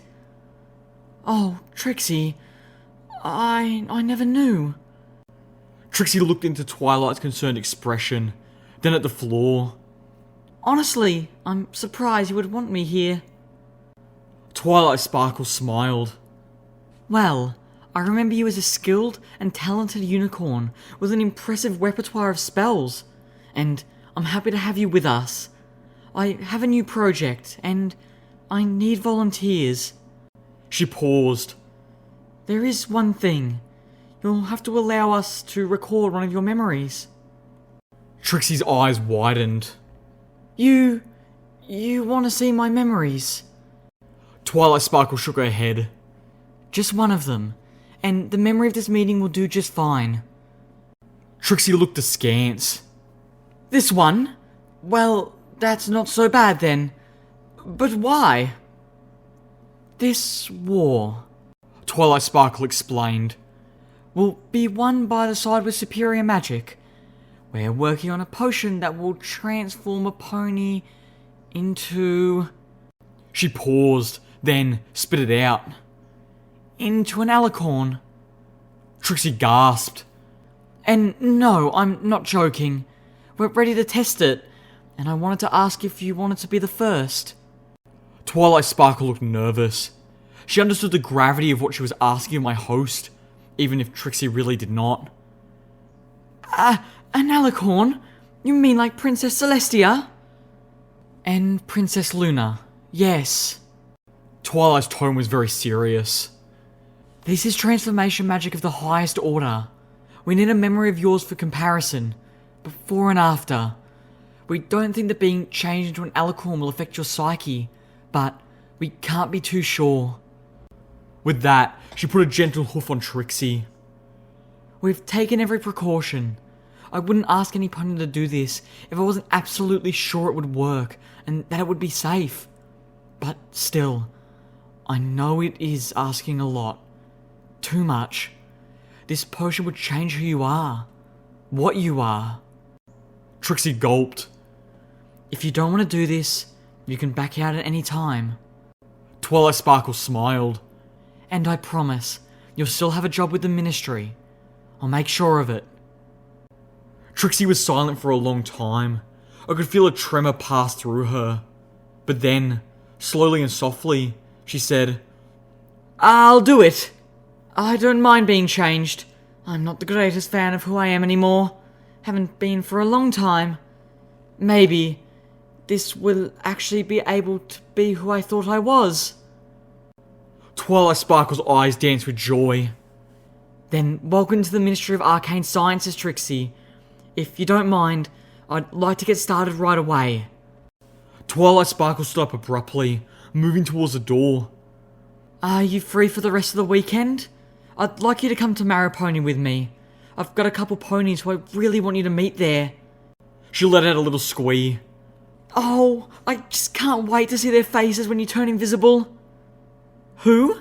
Trixie asked as my host got up, trotting after her. Twilight turned back with a smile. Jessolta Mosaic. They're my head researchers. Twins and some of the most amazing spellcasters you'll ever meet. With a sheepish grin, she added, Next to you, of course. I normally leave them in charge at my ministry hub in Canterlot, but they're in Maripony right now. overseeing final preparations. You'll like them. They have a cute way of finishing each other's sentences. Twilight Sparkle grinned. And you want to hear something really impressive? I've seen them finish each other's spells too. Finish each other's thoughts and each other's spells. The foundations for telepathy and spell sharing. An epiphany washed over me. I suddenly understood why there were 3 breeds of alicorn. Why they had the abilities they did. Even why all the alicorns were female. Dozens of ponies were absorbed into what became the goddess. But it was Trixie's mind which became dominant. The behaviour of my host wasn't much like that of the goddess, but there were shadows of her there. The goddess was lurking in some part of her psyche, waiting to be tapped. But it wasn't just Trixie who held power. There were 4 ponies within the amalgam that formed the goddess, who were powerful enough to exert influence over the alicorn creation process. Blue is invisibility. Purple can teleport. The greens are telepathic and can work together to create greater effects with their shields. 4 ponies. All mares. I wonder if the goddess consumed me. Would a new breed of alicorn begin with extra powerful telekinetics? Would Red Eye only be able to create alicorn stallions? My thoughts were interrupted as Trixie stopped, asking nervously, And they'll be impressed with me? Oh, I guarantee it.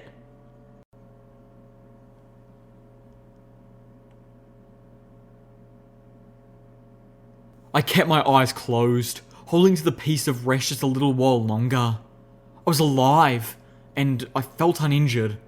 Even the headaches had gone away. I wanted to stay like that just a little while longer, because waking up meant returning to my life, and that meant pain. It also meant friends. I had no desire to stay asleep forever, but just a little while longer. A few minutes. That was all I wanted. The noises around me were strange. Gravelly voices, the clopping of hooves, and the high-pitched whine that had been ever present throughout my childhood.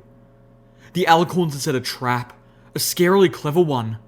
When I'd fallen into the reflecting pool, the alicorns had observed how I dealt with traps by using my telekinesis. And this time, they not only anticipated it, but used it against me with a trap that attacked me faster than through my magic. The realization was terrifying. I had no idea why it didn't work. They should have killed us all. My eyes opened to the overly familiar sight of a stable clinic ceiling. Wait. What? Welcome to Stable City, Rumbled the voice of a stallion standing nearby. His eyes glowed as his rotted body shambled towards me, the filthy evening cloak on his back having melted into his skin. I looked around. The architecture hit all the familiar stable notes, but every pony around me was a Cancelot ghoul.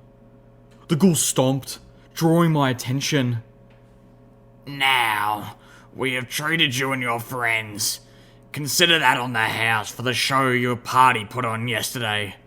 We in Stable City are willing to extend the benefit of the doubt to any pony that those monsters hate so much.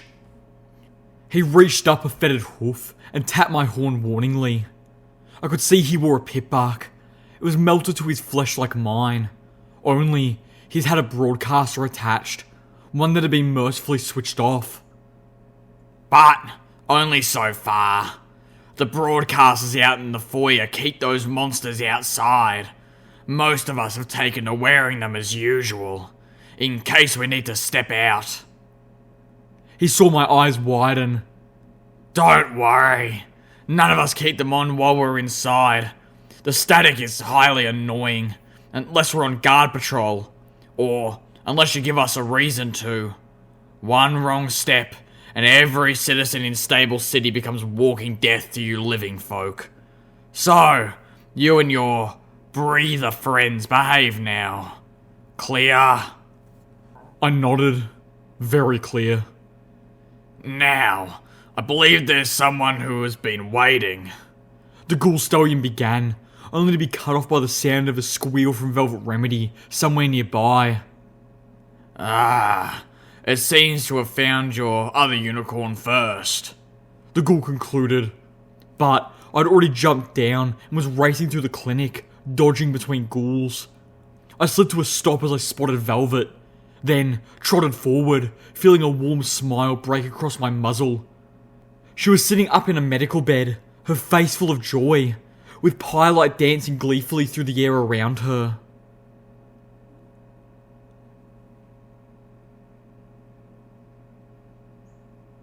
Good day, gentle ghouls of Stable City. You miserable rotting slabs of ambulatory meat. The floating robot called out, greeting random citizens of Stable City as it passed in the hall. Calamity walked beside me, having found the hallway of the stable too confining to fly in. The ghoul gave us odd and curious looks as we passed. "Lil Pip, your last part of yourself," Calamity was saying. I looked down at my pip-buck foreleg, and a pain frown immediately swept over my muzzle. I forced myself to smile. More like I had something added, actually. "Don't go using specific details to muddy the issue," Calamity warned. "The truth is, a lot of that pain's a pony, and I'm not talking just physically. And it ain't brave to pretend you ain't hurting. It ain't smart neither." I stayed silent. "When Velvet Remedy lost her leg," Calamity recalled, "she was a right mess even after she got it back." "Sorry, Calamity," I chuckled wearily, "but I don't think I'll be indulging in the same therapy." "Don't be a man of Cord's buckside, little Pip," Calamity said crossly. "When we get out of here, we need to go back to Ten Pony Tower, and y'all need to spend—" "No!" I barked. I looked at Calamity, his wings up and eyes wide, clearly taken aback by my abruptness and the strength of my refusal. More pleasantly, I complained. "We've become experts in not getting what we need to get done. After Cancelot, we go right to Splendid Valley. No more delays, no more side quests, no more distractions. We need to get the damn job done." Calamity didn't speak for a while. In the background, I could hear the robot saying, Hello, ma'am. I do hope the morning finds you in good health. As if that could ever happen. We rounded a corner and found ourselves looking at the stable atrium. The place had been renovated to hold a plethora of shops and small stands where Cancelot ghouls traded goods and services for bits and wares. As we started down the stairs, Calamity asked me softly, "Are you okay, little Pip?" It was a stupid question, considering this conversation immediately prior. But I ignored that as I heard the concern in his voice. I'm weary, Calamity. I'm getting worn out," I admitted dourly. "I need this job to be over, to get out from under this threat, this mission." I looked up, scanning the Stable City marketplace. "Then, after that, I can rest. Maybe when this is all over, I'll just lay down and take a nap for a century, or a few. But not before." We reached the bottom of the steps. The place looked like a right lively little necropolis. The only thing that struck me as missing was any sort of diner or foodstuffs vendor. I suppose ghouls didn't really need any of those. I was suddenly keenly aware of how hungry I was, and how long it had been since I had last eaten. "How about you?" I asked in return, as we approached a store labelled Caliber's Guns and Ammo. "Me? I'm doing..." He paused as I turned to him and pointedly raised an eyebrow. "'Tain't fair, throwing my words back at me." I didn't say anything. He neighed. Then, brushing his brow beneath his desperado hat, he admitted, "I'm not doing so good. Actually, I keep thinking about those bandits back at Arbu, and the ponies up at Buckland Cross." He frowned. "Now, the bandits I can rightly live with. According to the old man, half of them came from Arbu. But they were still bandits. They were still ambushing a merchant." He looked at me. "I know y'all think being a bandit is a downright noble step from being what the folks in Arbu were. But from my perspective, the moment those folks in Arbu started killing folk for their meat, they weren't no better than bandits." I nodded. My own feelings were considerably different. But my horrific actions in Arbu voided any validity those feelings might have had. But Buckland Cross, that's another matter. Calamity shook his head, nickering bitterly. We went there to manage something, and ended up killing him for it. That... My jaw dropped. Calamity, that's not how it went down at all. We had tried to negotiate. They fired first. We were trying to get something they didn't need to give to ponies who were suffering without it. We had something to trade and were trying. They risked their elder's life. We weren't raiders. Ain't it? He asked me, clearly unsure. Ain't it just a little how that went down? I stomped, shaking my head. No. Still unconvinced, Calamity stepped up to the door of the weapon shop. If you take from the rich and give to the poor, you're still just a raider, he said as the door slid open. No, I said firmly. You're not. A bandit maybe, at best, but not a raider, and you know better. I couldn't believe my kleptomaniac Pegasus was arguing this. Some would call you a hero. Buckland Cross had to be disturbing Calamity deeply for his thoughts to have plunged into such uncharacteristic and messy logic. Maybe Velvet was right, and we all needed years of therapy. Stepping into the store after him, I put a hoof on his shoulder. Then, not knowing how else I could help, I hugged him. Not in my shop! The little dead colt behind the counter coughed in disgust. If you're looking for that, it's 2 floors up!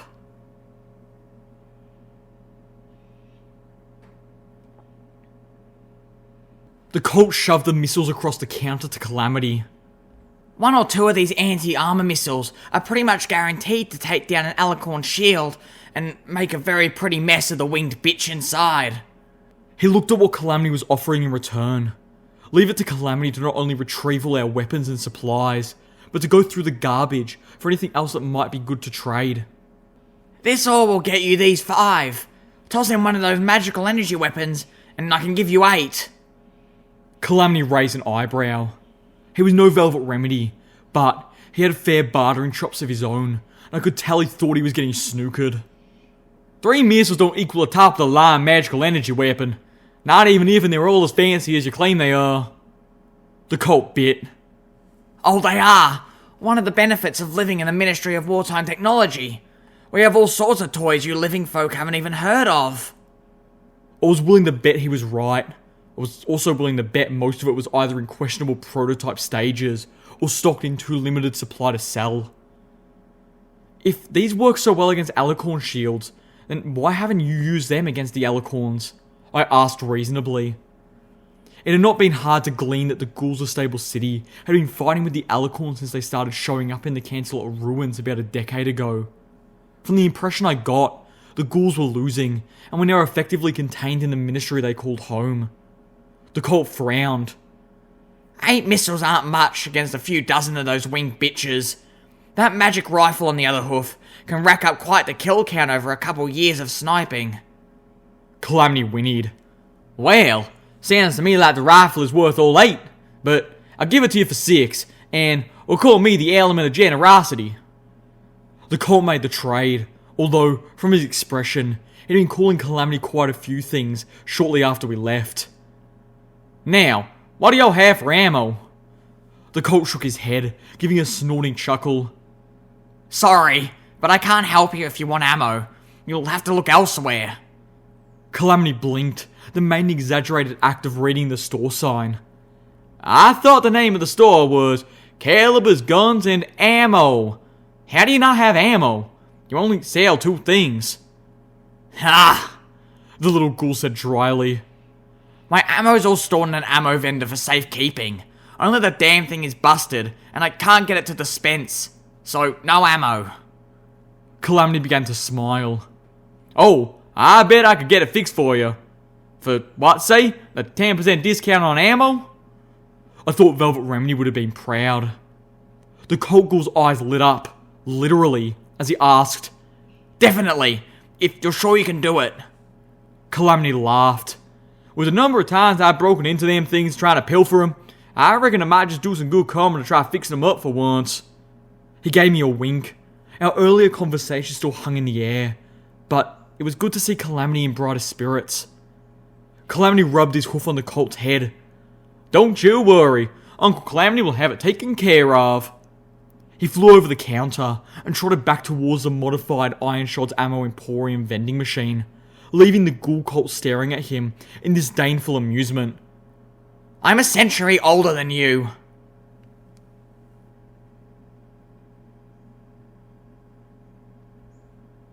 "So, what can you tell me about this place?"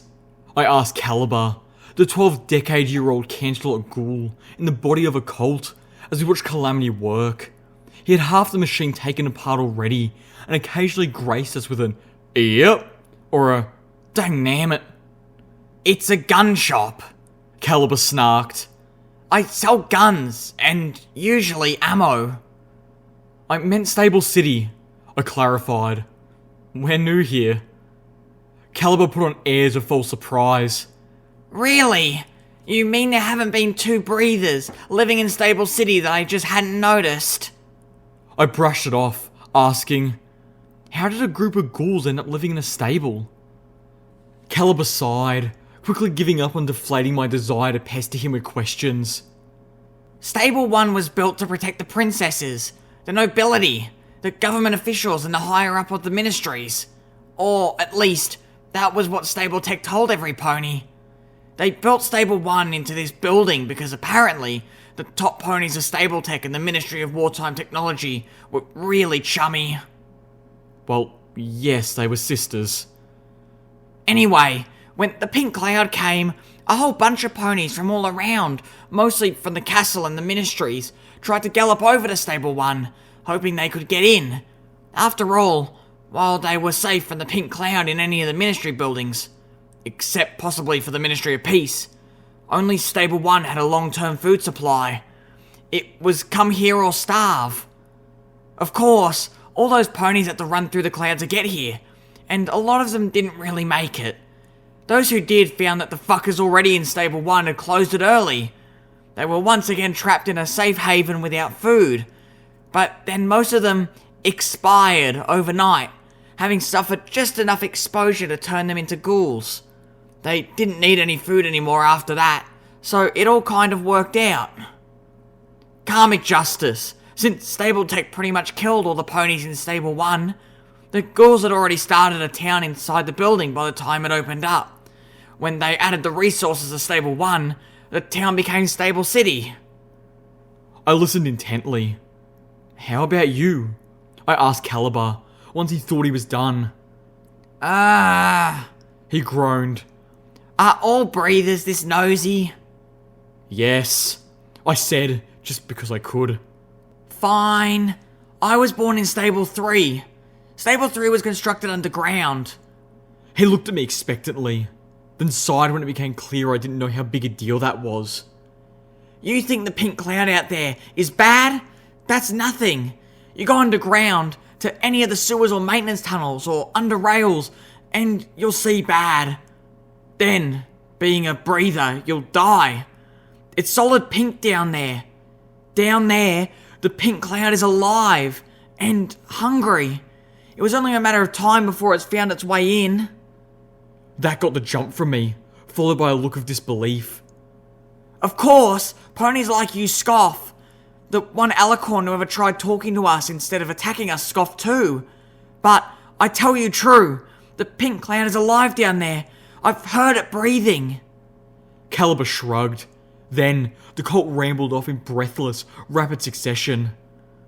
Anyway, the pink cloud got me. I died, became a ghoul, so did my parents. The pink cloud ate Stable 3, so we came here. Then the alicorns came, killed my parents. Now it's just me. Which is fine, because I'm old enough to be your grandfather's great-grandfather. I run a gun store, I sell guns and ammo, usually. Ta-da! We've come full circle. Any questions? Calamity had stopped his work and was looking at me with a knowing expression. While Caliber wasn't looking, he mouthed, "We need to talk."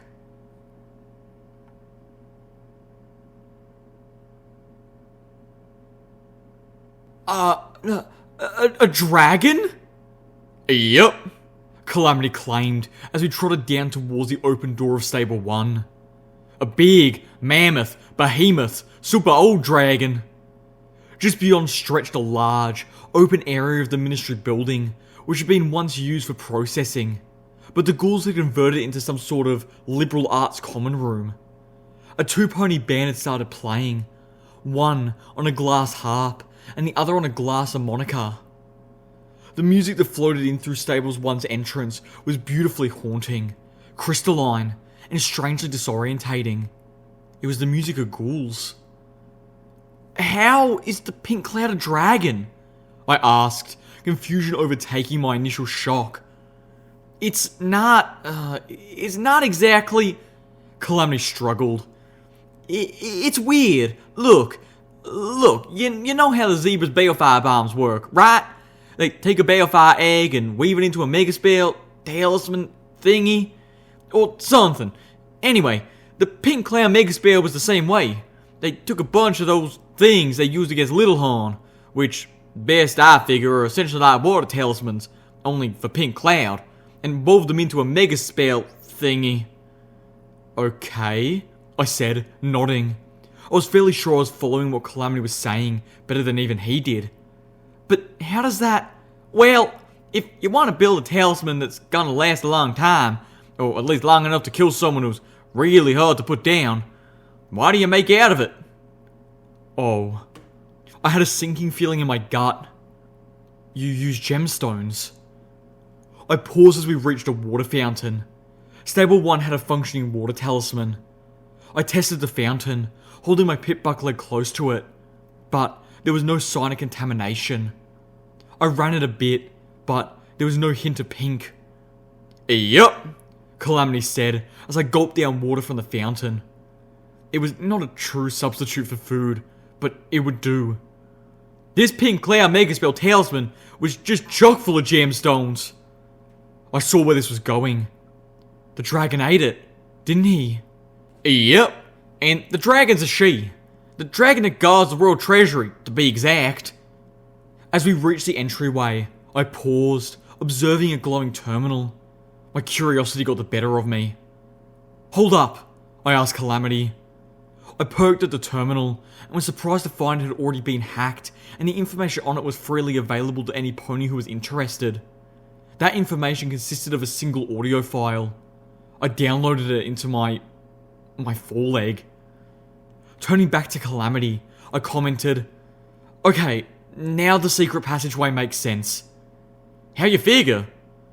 "Well, Princess Celestia's school was obviously using baby dragons for something. They had to come from somewhere, right?" I reasoned. "I think the princess had some sort of arrangement with the dragon. She got the biggest horde in Equestria, and the princess got, well, her children. The royal treasury dragon was Mummy." Calamity nodded. "Well, seems the dragon digested the megaspell or something like that. It changed her, became part of her. Right now, she's asleep in the treasury, and she's snoring out pink cloud." Well, fuckity fuck. I now understood how Cancelot's pink cloud survived after centuries of week-long rains, and why the cloud was so dense in underground passages. The cloud would have gotten into the secret passage, started eating away at its walls, and from there, it would have gone... everywhere. Sewers, tunnels, you name it. "She probably doesn't look a thing like a dragon anymore neither," Calamity mused. "You gotta figure she's fused to her horde, the whole damn treasury." He kicked at the metal railing next to the steps leading out. "So much for dreams of looting the royal treasury. Such a waste." I rolled my eyes, then asked, "How do you know all this anyway?" Calamity turned to me. "'Cause while y'all were vacationing, I was stuck down in the hole with a crazy alicorn lady. Y'all just got a few minutes of Looney Town. I had that goddamn argument run through my head non-stop all damn night." He let out a loud whicker. "I picked up a few things from all of that." A sign hanging on the wall next to the stable's gear-shaped mall read, "Artistic Commons. No broadcasters, please." We stepped out through the open, gear-shaped door and paused, hearing the music more fully now. I felt the urge to move aside somewhere, lay down, forget about dragons and necromantic clouds and everything else, to just listen as the ethereal tones moved strangely through my soul.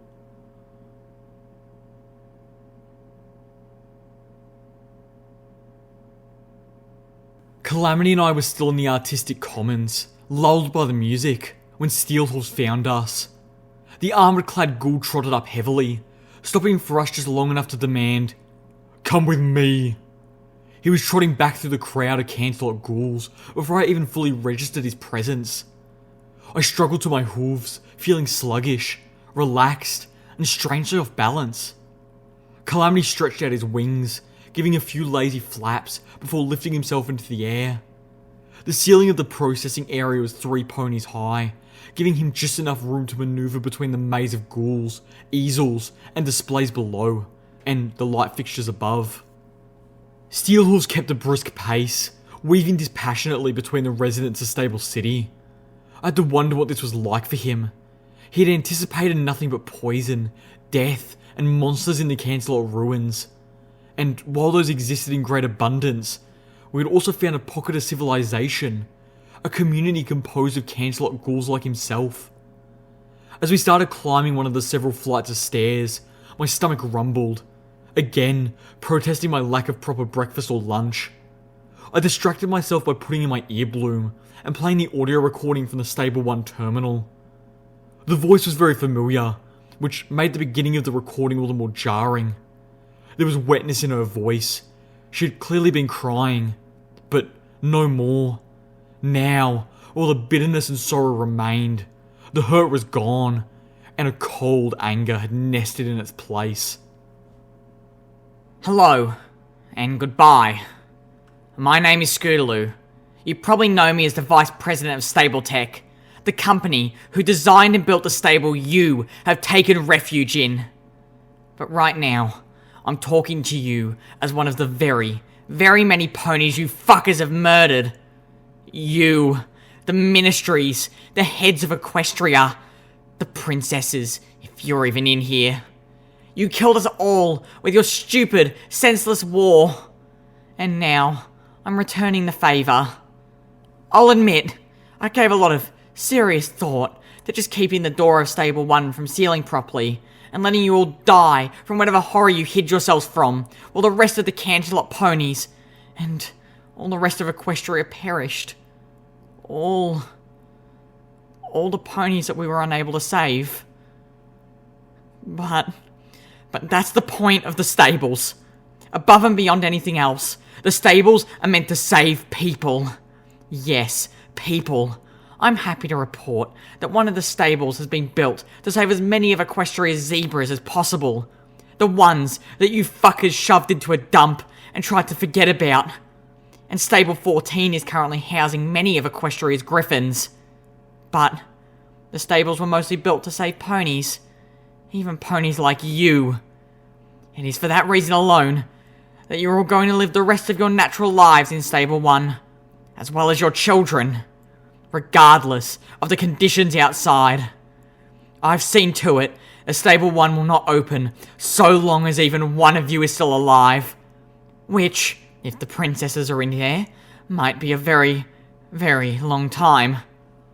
No matter how fast Equestria heals, not a single damn one of you is going to get to profit from what you've done. Equestria is something you ponies don't deserve. I hope your souls rot for eternity.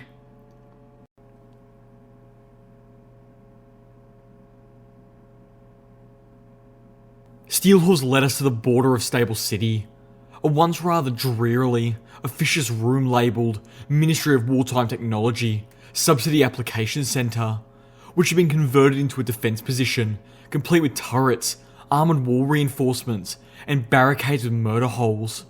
And to a door that had been canvassed with welded armoured plates. Steelhorse stopped, raising an armoured hoof, and banging it against the door in 4 impatient raps. He waited a moment, nickering softly to himself. "Steelhoofs? What's this about?" I asked, disquieted by the mood radiating from him. I noticed he was carrying a saddle satchel that he had never worn before.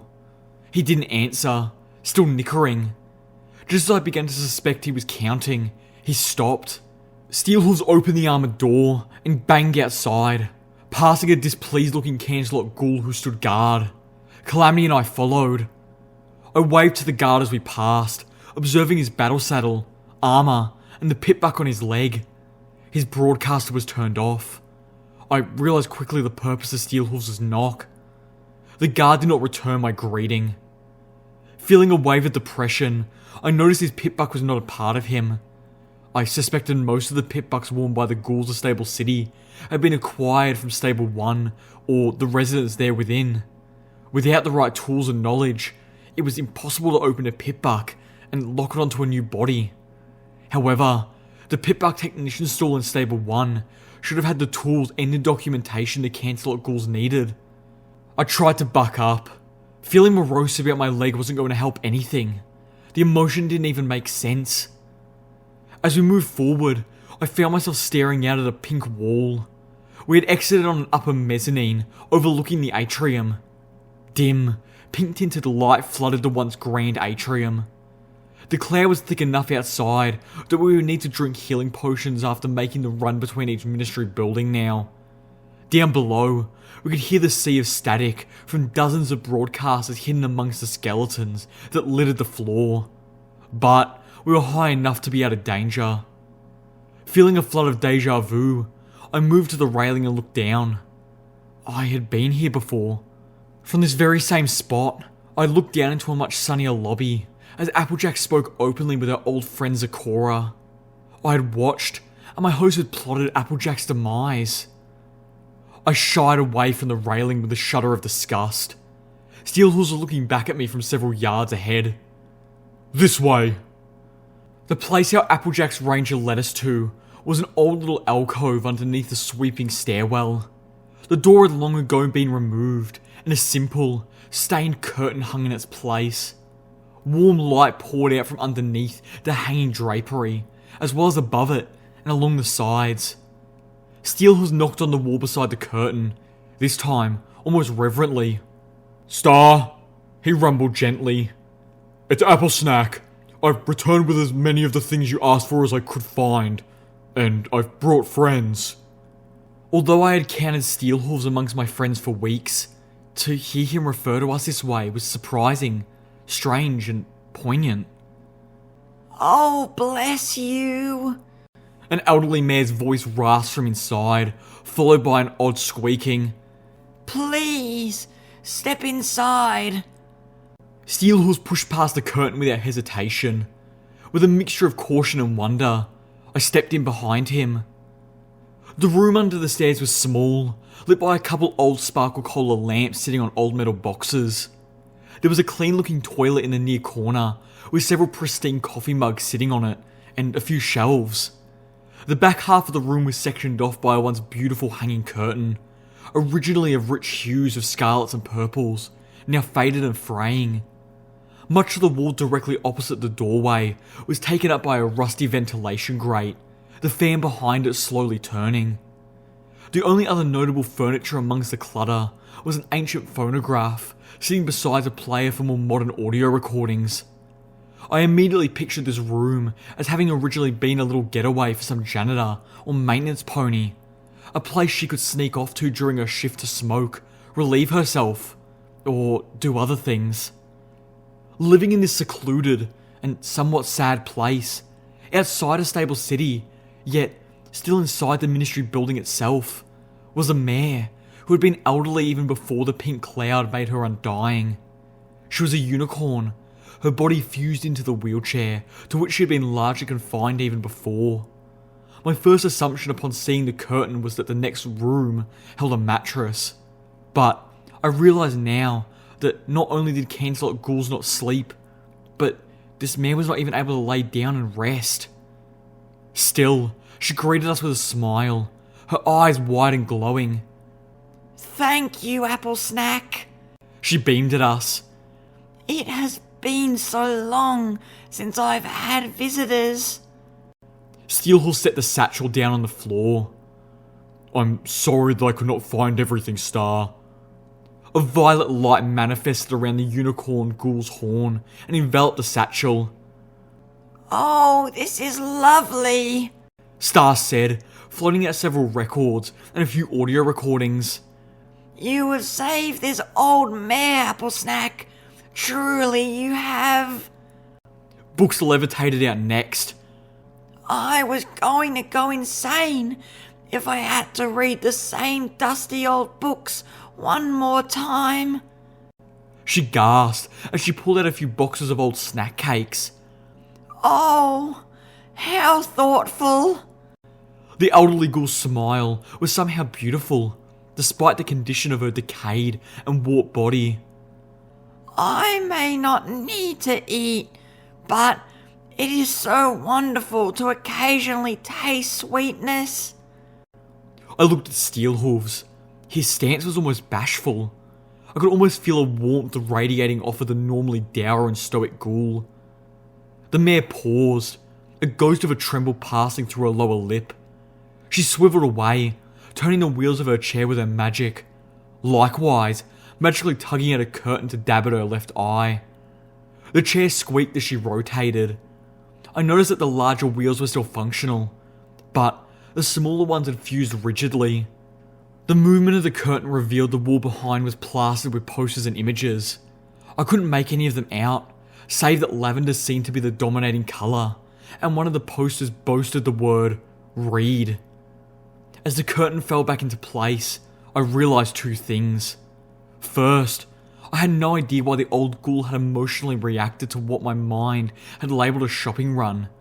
And second, she'd been unable to wipe away the tear with a hoof because her forelegs were melted into the leg rest of the chair. I felt an involuntary shudder, trying to imagine living forever unable to move. I immediately wanted to help this poor mare, and I felt very proud of Steelhooves. But where are my manners? Star asked abruptly, turning back with a big smile on her face as she floated the contents of the satchel away. And where are yours? She said with a hint of malice. You haven't introduced me to your friends. Steelhooves whinnied, then turned to look at us.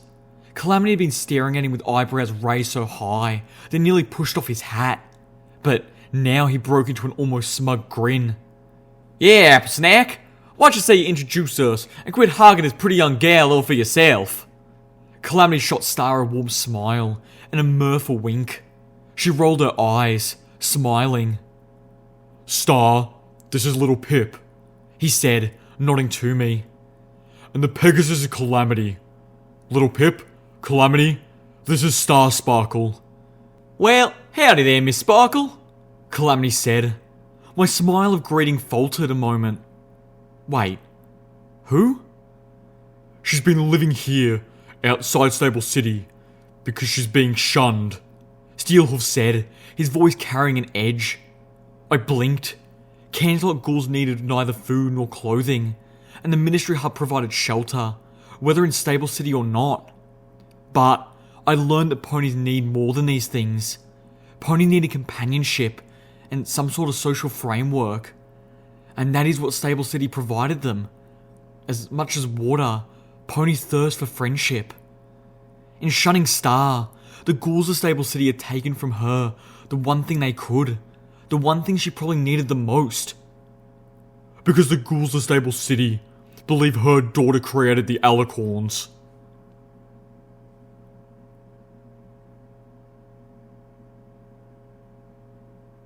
Was always proud of my daughter. Star Sparkle told us firmly, as she magically drew back the curtain which bisected her humble living space. And nothing those monsters outside have done will change that. Twilight Sparkle was behind the curtain. Every inch of wall space was covered in images of her. Everything from ministry posters to ancient and yellowed home photographs, all of which seemed to have Twilight as a young filly. There were open scrapbooks of newspaper articles featuring Star Sparkle's daughter. A large oil painting of a smiling Twilight Sparkle hung in a decorative oval frame on the centre of the back wall. Ministry made Twilight Sparkle tchotchkes filled small shelves and crates.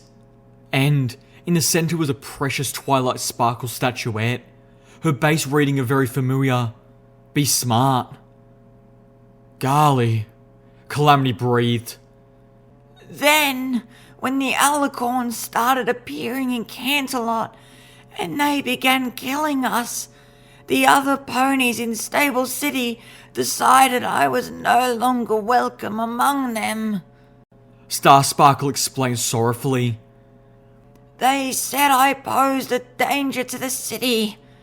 The alicorns have never paid me unusual attention, but... She looked away. Well, maybe they're right. "Sounds to me more like they were looking for some pony to take it out on," Calamity grumbled. Star gave Calamity an aching smile. Please don't judge them too harshly. After all, they have allowed me to still live in the building. I've never been harassed. Maybe once a year some pony will bring me things. She smiled warmly at Steelhooves. Like Apple Snack here. Such a sweet young buck. "You deserve better," Steelhooves asserted. My heart echoed the same sentiment, filling with an aching sadness. But the little pony in my head found the scene in front of me more than a little creepy. Standing beside her daughter in the face of public prosecution was admirable, but what I saw before me was more like a shrine. I felt like I was looking into the face of obsession. Star Sparkle seemed to read something in my expression, or in my body language.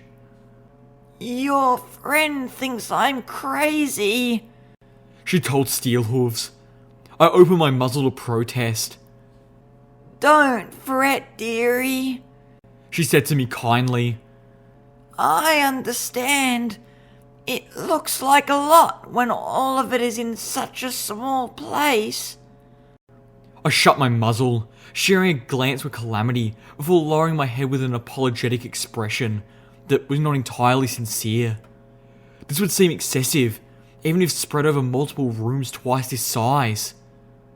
Star Sparkle let out a sigh, looking over the Twilight Sparkle shrine. No, you're right, but it's not what you think. She bit her lower lip, closed her eyes. I loved my daughter more than life itself, as did my husband. She opened her eyes, looking at the oval oil painting. And I admired her, the princess's favourite pupil, the bearer of one of the elements of harmony, the mayor of the Ministry of Arcane Sciences. I was so proud. I heard a tremble in her voice, her gaze lowered to the floor. But I was afraid of her too.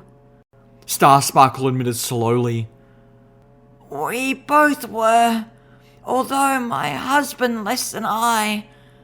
Just once, when she was very young, she lost control.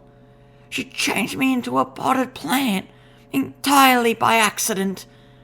If it hadn't been for the princess... The mare who had given birth to Twilight Sparkle looked up at me, her eyes again damp with tears. I know I shouldn't have been, but I was frightened, and even though I never stopped loving her, I let myself grow distant. She frowned. Some mother, my daughter received more correspondence from the princess herself than she did from me. I never visited her all the time when she was in Ponyville. I never met her friends. She shook her head. She never forgot us, though. When they built Stable 1, my Twilight made sure my husband and I were amongst the first to be guaranteed a place inside. We were on the way there when the cloud overtook us. My husband died on the steps just outside the ministry, making sure I made it through that door. She looked away, softly muttering. Of course, they'd sealed the stable early. I found myself looking at her wheelchair and thinking of the stallion's skeleton outside with his hooves sunk into the concrete. I was suddenly very angry with the ponies of the Ministry of Wartime Technology. How dare they seal up the stable, trapping good ponies outside, family and loved ones who the stable was supposed to save. They deserved, well, what they got. I suppose I've been trying to make up for all the distance I let fall between us when my daughter was still alive. I looked at the shrine with fresh eyes. This wasn't obsession. It was overcompensation. I come in here and talk to her. Starsparkle told us. Sometimes I tell her how my day was, although not so much anymore, since all my days are pretty much the same. Sometimes I read to her. She did love her books. Star smiled sadly. Sometimes I just tell her I'm sorry and that I loved her. She looked away, a few tears escaping the drip from her cheeks. Sometimes She admitted softly. I even think that I hear her say something back.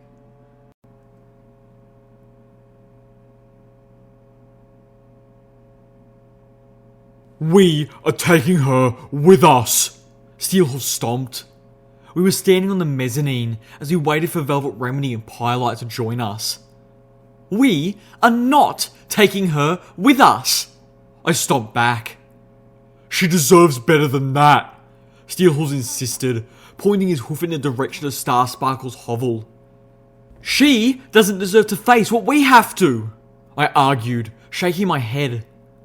Where we're going to next is just too dangerous. I was cut off by a majestic hoot as Pyrelight landed on my head, her talons pricking at my scalp through my mane. I turned to see Velvet Remedy trotting up, a rather large package hovering behind her. Steelhooves nickered angrily. Well, of course we're not taking her with us now. The Alicorns will be waiting for us right outside. I'm not trying to get her killed. I might have something to help with that, Calamity interrupted, pulling the case of new missiles out of his pack and setting it before Steelhooves. Oh? Velvet Remedy sang. We're giving presents? Perfect, because I have one for little Pip. I blinked. A present? For me? She floated the package over to me as she joined us. I just had to get you something new to wear, She chimed. especially after throwing your dress to the dragons. I tried not to grimace. Of all the things I was worried about right now, a pretty dress was really not amongst them. I'd rather given up on pretty dresses. The Equestrian wasteland favoured a more rugged and armoured look. Still, maybe it would be something to look nice in for homage. But when I opened the package, I found that Velvet Remedy had surprised me. Canterlot police barding. Velvet Remedy told me as I pulled out the old uniform. It was in amazing condition. Some of the best light barding in Equestria. She whinnied theatrically. You wouldn't believe how hard it is to find anything practical in your size. Wow, I blinked. It was a wonderful gift. Yet, at the same time, I'd grown rather attached to my armoured stable utility barding. Although, thankfully, not literally and permanently.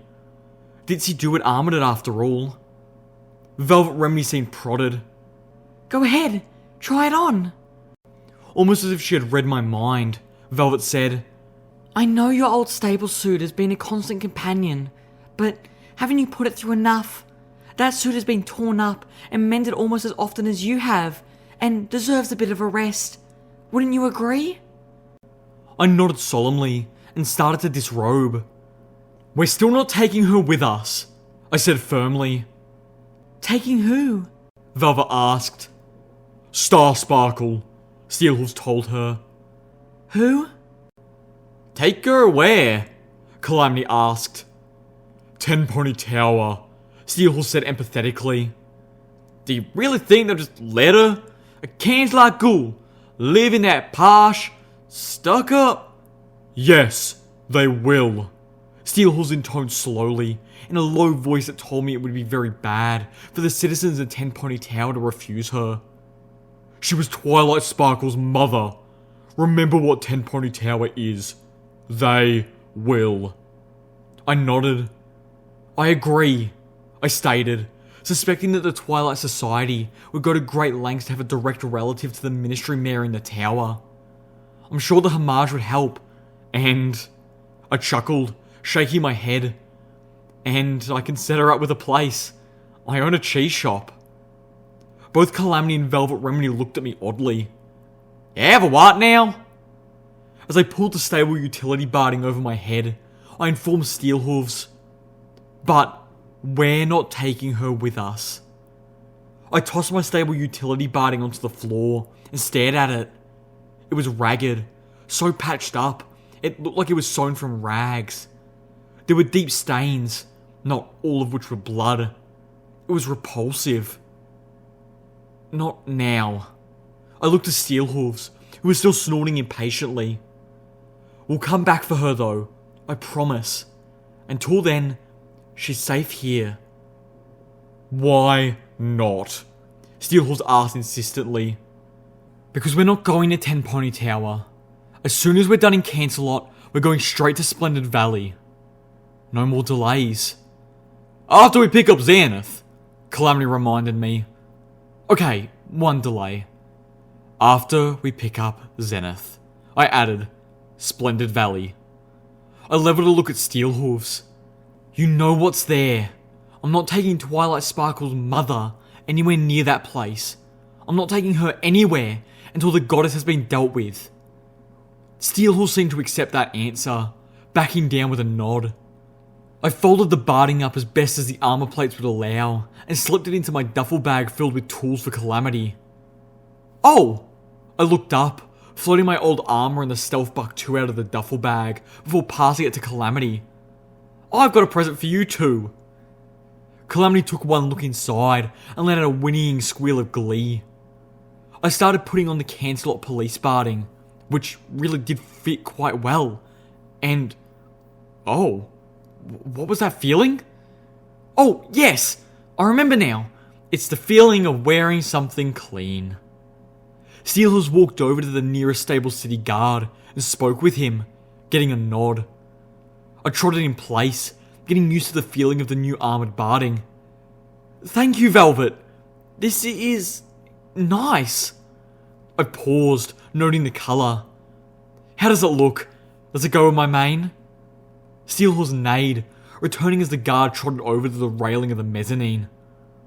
Honest opinion, I can't picture it on you. Not enough bloodstains. I gave Steelhooves a dirty look. Give her time. I shifted my attention to the guard, ignoring them both. The guard's horn began to glow. Sparks of magical light floated down and spread about the skeleton-covered floor below. The static beneath us stopped. How? I just shut them off. The ghoul said simply. I'll turn the broadcasters back on after you leave. Shut them off? My hoof slapped my face as I remembered cowering in a corner in the Ministry of Magic lab, shooting frantically at a broadcaster. Of course you could just turn them off. I was not a clever pony. I was, in fact, a very stupid pony. As we walked down the steps and made our way through the sea of bones, I stopped and pulled one of the broadcasters from its pit bucks, turning it over, familiarising myself with its design. Well, ain't this obviously an ambush? Calamity said dryly, looking out into the pink. Where do you think they all went? There were no signs outside of even a single alicorn. Hiding up on the roof? Or round the side of the building? Maybe the one they call Nightseer got tired of losing alicorns to us and called them back? Velvet Remedy suggested hopefully. Something in the tone of her voice betrayed that she didn't really think that was possible either. So, Calamity looked at me. What's the plan then?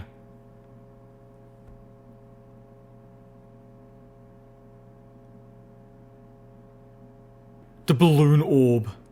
Pinkie Pie's office. Ministry of Morale. Manhattan. Only not. As I pushed open the door with a pink hoof, everything seemed off. Distorted. It was as if the normal colour scheme of the world had become a twisted painting of grotesque pastels. I felt awful, and yet I felt horribly alive. A buzz ran through my nerves and up my spine. My ears itched. There was a tremor in the back of my right hind leg, and an odd burning sensation was growing in my left forehoof. I knew this feeling. My host was riding the razor cliff of a party time Mental's high. The edge before the awful crash. But it was more than that. This was wrong. The world tasted funny, smelled funny, like peppermint and rotted cabbage. Stupid, bitchy, witchy Twilight! I'll show her I'm fine. My host looked around, scowling. It was as if she even realised something was terribly out of place. But couldn't put a hoof on what. I know. I'll record my memory and send it to her. A nice long one. She'll see there's nothing wrong with me.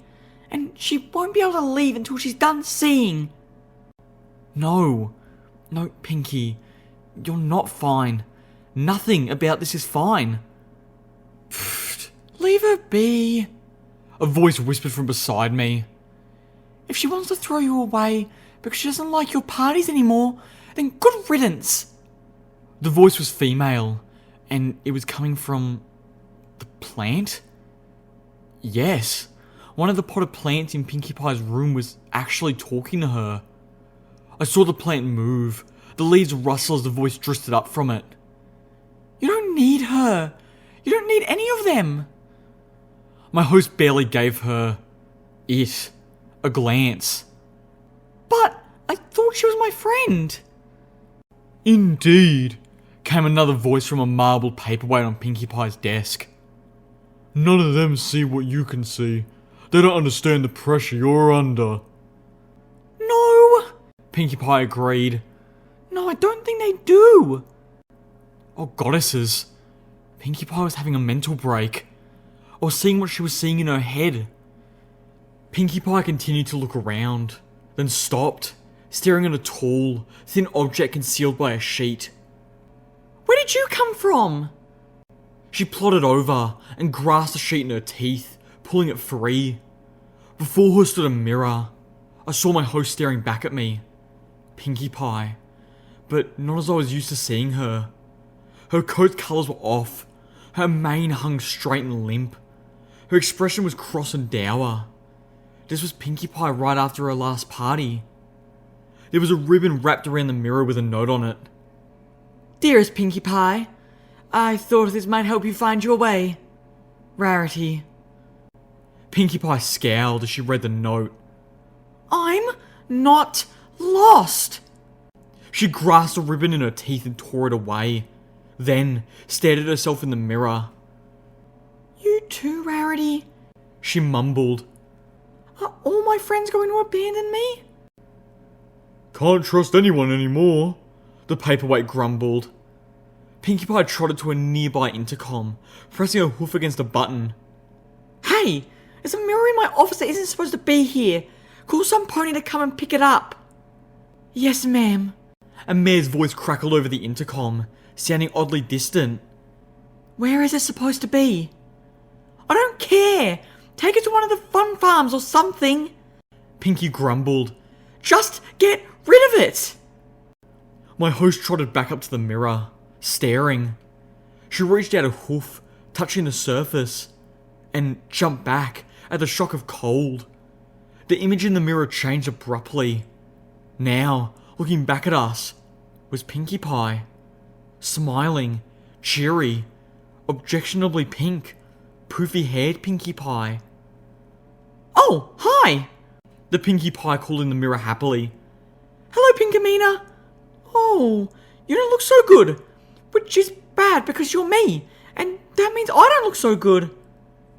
She had an enchanted small mirror. To look in it, you would see your reflection, just as with any mirror. But if you touched it or focused your magic on it, then a spell within the mirror took a picture of your soul. Then a second enchantment allowed the mirror to show that image. The mirror Pinkie Pie looked at my host with concern. What's wrong with us? Who the hell are you? My Pinkie Pie host grumbled. Goddesses. This was bizarre, if not downright creepy. I decided to think of them in different names, just to keep my thoughts straight. Although, part of me worried that I was buying into this insanity. Why, I'm you, of course. Pinkie Pie giggled. I'm the real you. Which is weird since I'm totally high too. The reflection was high on PTMs? Or was that Pinkamena's high warping the reflection?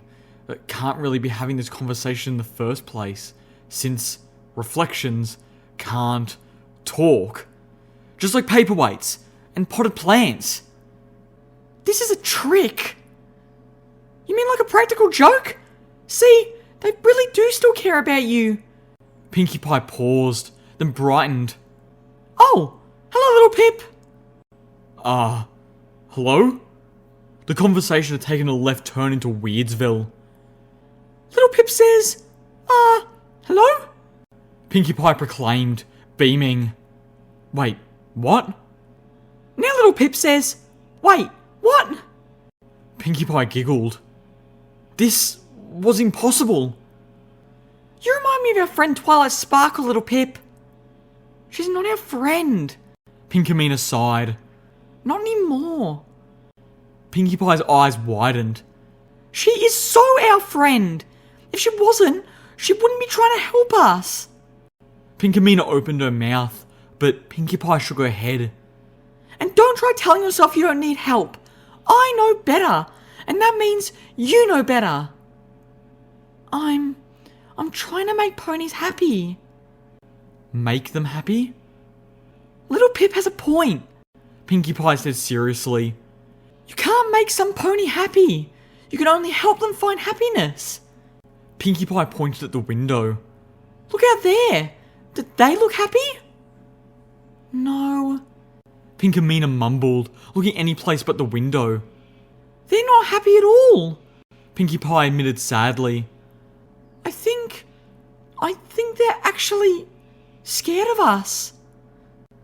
This was what led Pinkie Pie to realizing she needed help. This conversation that somehow, insanely, I was a part of, was what pushed Pinkie Pie to... Shush! Pinkie Pie scolded at me from the mirror. You have to keep secrets, little Pip. What? No! If there was any chance that I was somehow communicating, then there were things that Pinkie Pie needed to know. I could warn her. I could save her. Not listening, Pinkie Pie said, covering her ears theoretically.